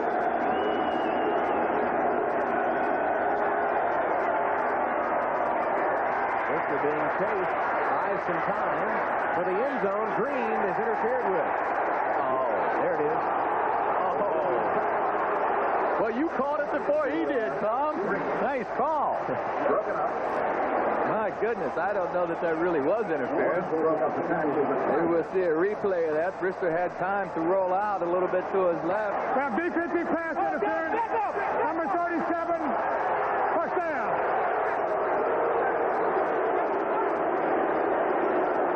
Oh, Odom was very happy a minute ago. Let's see, number 37, does he interfere with this catch?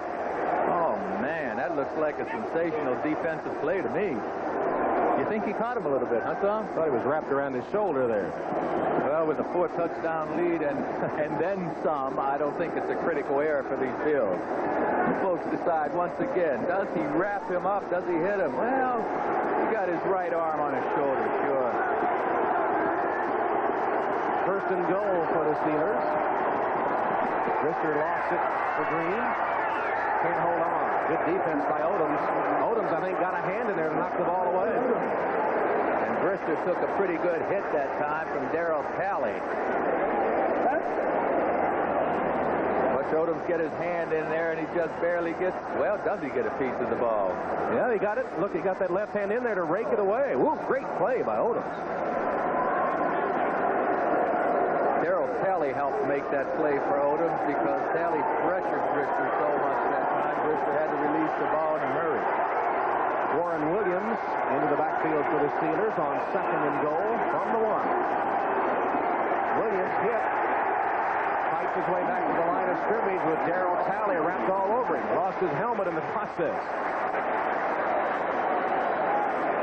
Darryl Talley's not exactly a happy camper with his finances these days. He feels like he should be paid what all pro linebackers get paid, and he's under contract, so he's not as happy as he should be. But 56, there he is, Darryl Talley getting back into that backfield to stop the run.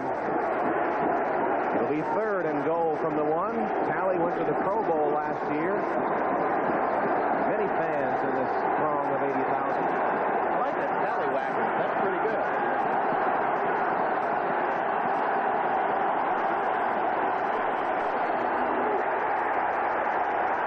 For the Pittsburgh touchdown.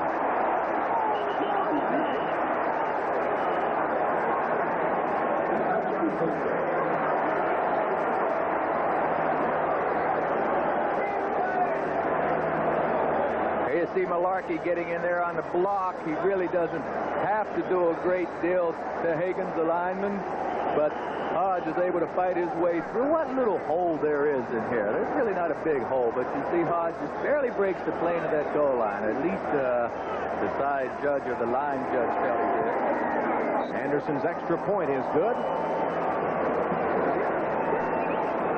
And the count goes to 52-34. Do we see an onside kick? Why not? I think they have to try an onside kick. Don't forget, coming up next Saturday, you'll see the world's top cyclists from Stuttgart, Germany. NBC's Olympic Showcase presents the World Cycling Championships. That's coming up next Saturday, 3 o'clock Eastern Time, here on NBC. And coming up next, more football. Most of you will see the Chargers take on the 49ers. Other games, the Broncos and Raiders, or the Jets and Seahawks. Doubleheader game coming up right after this one on NBC. Frank Reich is probably going to come on the field with a 52-34 lead. There he is loosening up. A very capable quarterback who is Kelly's backup in his 7th year out of Maryland, who has hit his only 2 passes of the season, including a touchdown. You'll remember he started 2 games last year, 5 in his career, and of the 5 starts he's had, 4 of them have been wins. 10 career touchdowns and 4 interceptions. He's the backup to, and former roommate actually, of Boomer Esiason at the University of Maryland, and he and the Cincinnati quarterback have a boot shop here in the Buffalo area, a quite successful one, as a matter of fact. So Beebe and Kelly are talking about their day. Kelly with 6 touchdown passes, 4 of them to Don Beebe. 58 points is the record. They've got 52. They're going to have to put an extension on the scoreboard at this rate. They scored 51 against the Raiders in the playoffs here last year. They scored 38 against Miami last week and 52 today against the Steelers. That's an average of 47 points a game over the last 3. Awesome. I think the only way we'll see Reich put the ball in the air is if Teddy Marchibroda, offensive coordinator, wants to see his passing abilities and give him some extra work. Eddie Fuller on the return for the Steelers. Get this, Joe. Buffalo, 517 yards of total offense today after coming up with 582 against Miami a week ago. How can you stop this no-huddle offense? And that's with a couple of turnovers, I might add. Kelly had a couple picked off there. They still amassed 517 yards. And as you saw, the Pittsburgh total 260-plus and almost 800 yards of total offense. Frank Reich is quite adept at the no-huddle offense, although I don't know if they're going to run it down. I wouldn't think so. I think that they ought to just run that ball up the middle, get the clock going, and try to get out of here. Gardner's in his fullback and let him have some work.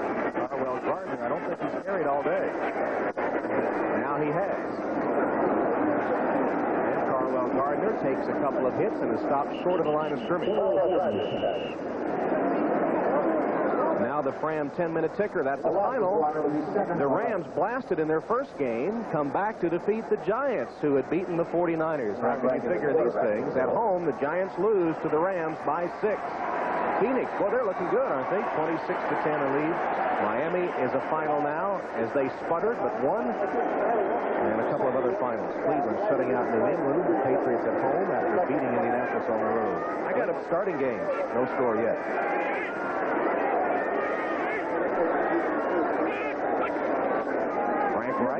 To Gardner again. Carwell Gardner found a hole and exploited that seam to take it to the 38-yard line. Carnell Lake stopping a 2-year man from the University of Louisville, 6'2", 232 pounds. Second-round draft choice a year ago. Timeout, Pittsburgh. Their first charge, team timeout. And Pittsburgh calls the timeout as their backup quarterback, Neil O'Donnell, gets ready to come in. Last week, when Brister was shaken up, O'Donnell came in to the cheers of the Three Rivers faithful and promptly tossed an 89-yard touchdown pass to Dwight Stone, his first NFL completion.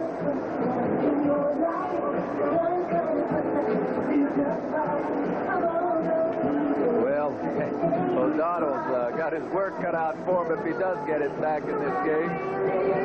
Like Reich, he's from the University of Maryland.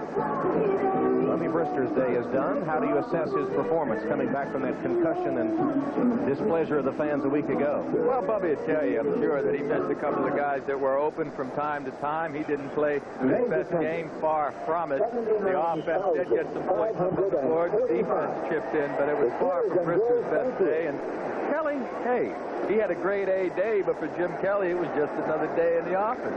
How do you rate him amongst the best quarterbacks in the NFL at the moment? Well, it's a team game. You know, Jim Kelly's performance is going to keep improving. He's going to keep getting better as long as his team does. So right now, I don't know if there's anybody playing better quarterbacking than Jim Kelly in the whole league. And the offense of the Bills averaging over 500 yards in total offense a game. Fumble by Gardner and picked up by Woodson. Rod Woodson already has an interception today and picks up that fumble and takes it to the 25. I wonder if we'll see O'Donnell now with a turnover this quick. You might get Brister back in the game. You get a quick touchdown for Pittsburgh, then an onside kick, and who knows? You know, we might get Brister back in here. Let's see if we can see the fumble. Gardner, this is what the Bills want to do. They want to give Gardner work just for this kind of reason. Hey, you got to learn to hold on to the ball. This is a critical situation, and Gardner should know that all he has to do is hold on to the ball right now to ice this win. Woodson brought it back 15 yards, and as you predicted, Bubby Brister returns to the game. First down for the Steelers from the 25 of the Buffalo Bills. Pittsburgh trailing 52-34. Brister across the middle, just broken up at the last moment by Mark Kelso, the safety, intended for Mike Mularkey. Kelso makes a nice play getting his hands up on the ball this time. Look at his helmet, folks. He has an extra padding over top of his regular shell helmet, and that's because he's had a few concussions in the past, and it's just a little extra protection for Mark Kelso. I thought he got his helmet from NASA, the way it looked there. Leading interceptor for the Bills in several seasons. 2nd and 10 for the Steelers. Clock shows 3:51. Brister chased from the pocket, unloads it to Hodge. Dragged down from behind at the 19-yard line. Cornelius Bennett caught up with Merrill Hodge as Brister goes down under the rush once again, and the clock continues to tick. Bubby Brister, very smart move again. His number 1, number 2 receiver was covered that time. He held on to that ball until he found his outlet, Merrill Hodge. Brister shows sparks of really some good play out there. It's those passes that when you have a wide open receiver, gosh, you got to get the ball to him. You got to make it catchable for him. Cornelius Bennett looks a little shaken up as he comes to the sideline. They can't afford to lose him. Already this Buffalo defense rocked by injury, especially in the defensive line. Brister under pressure, sack on the safety blitz by Leonard Smith.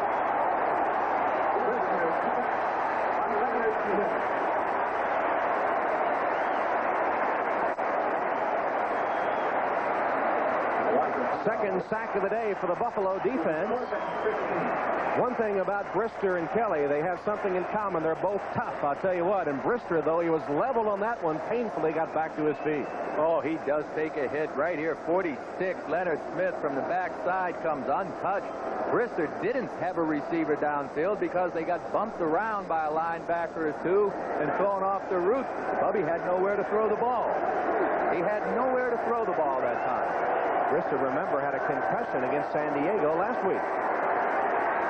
Again, he's running for his life. And it's complete to Eric Green right back at the original line of scrimmage on that 4th down play. So Buffalo will take over on down.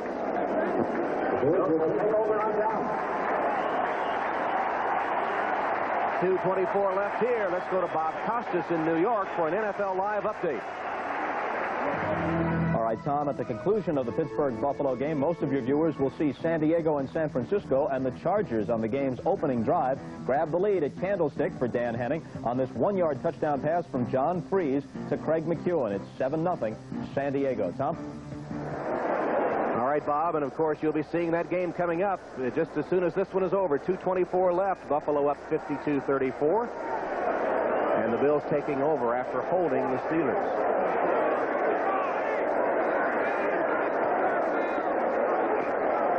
Gardner back in the game. He fumbled a moment ago, remember. He gets a yard on that carry before he's stopped by Carnell Lake, coming down toward the 2-minute warning. Orwell Gardner telling himself, hold on to that ball. Wrap it up. Don't let it go. And that carry by Gardner will bring us to the 2-minute warning. Timeout here at Rich Stadium. Buffalo leading 52-34. 2 minutes left in what will be the Bills' second win of the season. 52 points they have scored today, and around the NFL, defensive coordinators have to be pondering how in the world to stop this offense. Well, the defenses around the league don't see this kind of offense from week to week, so it's a different preparation. It's a different rhythm for the offense. They're playing a different game when they come in to play these Bills. Not only does that no-huddle offense affect their rhythm, but the Bills have the guys that can run that no-huddle offense. Kelly and his boys in that powerful offensive line. Marv Levy was telling us that the offense evolved because the Bills were so proficient in their 2-minute offense. They said, why not run it all the time? Put it in last year and, of course, refined it in the offseason now, and it looks to be in top form, over 500 yards in each of the first 2 games. Well, Teddy Marchibroda, the old Pittsburgh quarterback, the one that implemented this offense initially, he put it in there, and he should get credit for trusting Kelly, for giving Kelly the confidence that it takes to run that kind of an offense. And a fight breaks out after the Steelers had jumped offside.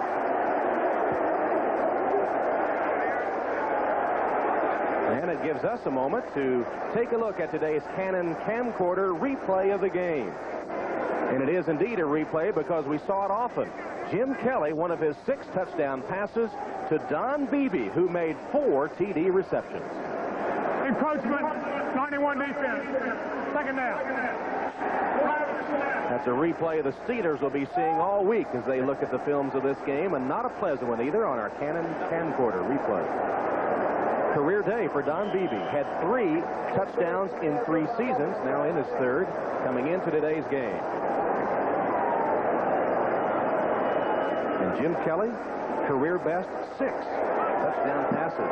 The party at that restaurant down on the waterfront will be rolling tonight. Jim Kelly had 111 tickets for this game. There'll be that many and more down at the Kelly party tonight. Gardner with another carry. Jim Kelly was talking to you yesterday. He was quite proud of his jersey collection, wasn't he? He has an extensive collection of sports jerseys, not just football, at his home here in Buffalo. Oh, he has a special room at his house with sports memorabilia, and he not only has football jerseys of like Montana or myself and other guys, he has Michael Jordan's things in there, Magic Johnson's. Jim's a tremendous sports fan of the other sports, basketball, baseball, etc., and he has put together some kind of museum right in his old home. I'd like to thank our teammates in the booth, our spotters, Michael Gluck and Steve Solomon, on stats, Kerry Holler and Larry Pollock, and our producer, spotter Ray Smith. And the folks in the truck, headed by Larry Cirillo and Peter Bleckner. I'd like to give them our thanks. Terry O'Neill, the executive producer of NBC Sports, and John Faratzis, the coordinating producer of NFL football on NBC. Larry Cirillo, our producer today, and Peter Bleckner, our director. Carol Larson, the associate director. Production associate, Jenny Uber-Kincaid. Bill Paranello, the technical manager. And we thank all the folks that made our telecast possible from Rich Stadium. A lot of fireworks today, a lot of points on the board. 52-34. 30 seconds left now. This will be the final play as Frank Wright goes to one knee. 3rd consecutive crowd of 80,000 plus at Rich Stadium, celebrating another Buffalo Bills victory. The offense of Buffalo continues to rank 1st in the NFL by a large margin. For the 2nd consecutive game, they have racked up over 500 total yards, 6 touchdown passes for Jim Kelly, as Chuck Noll's Steelers fall to 1-1 on the season. You see the seconds ticking away. Don't forget, more football coming up. Many of you will see the Chargers and the 49ers. Now this is Tom Hammond for Joe Namath saying so long from Buffalo. The Bills win it 52-34.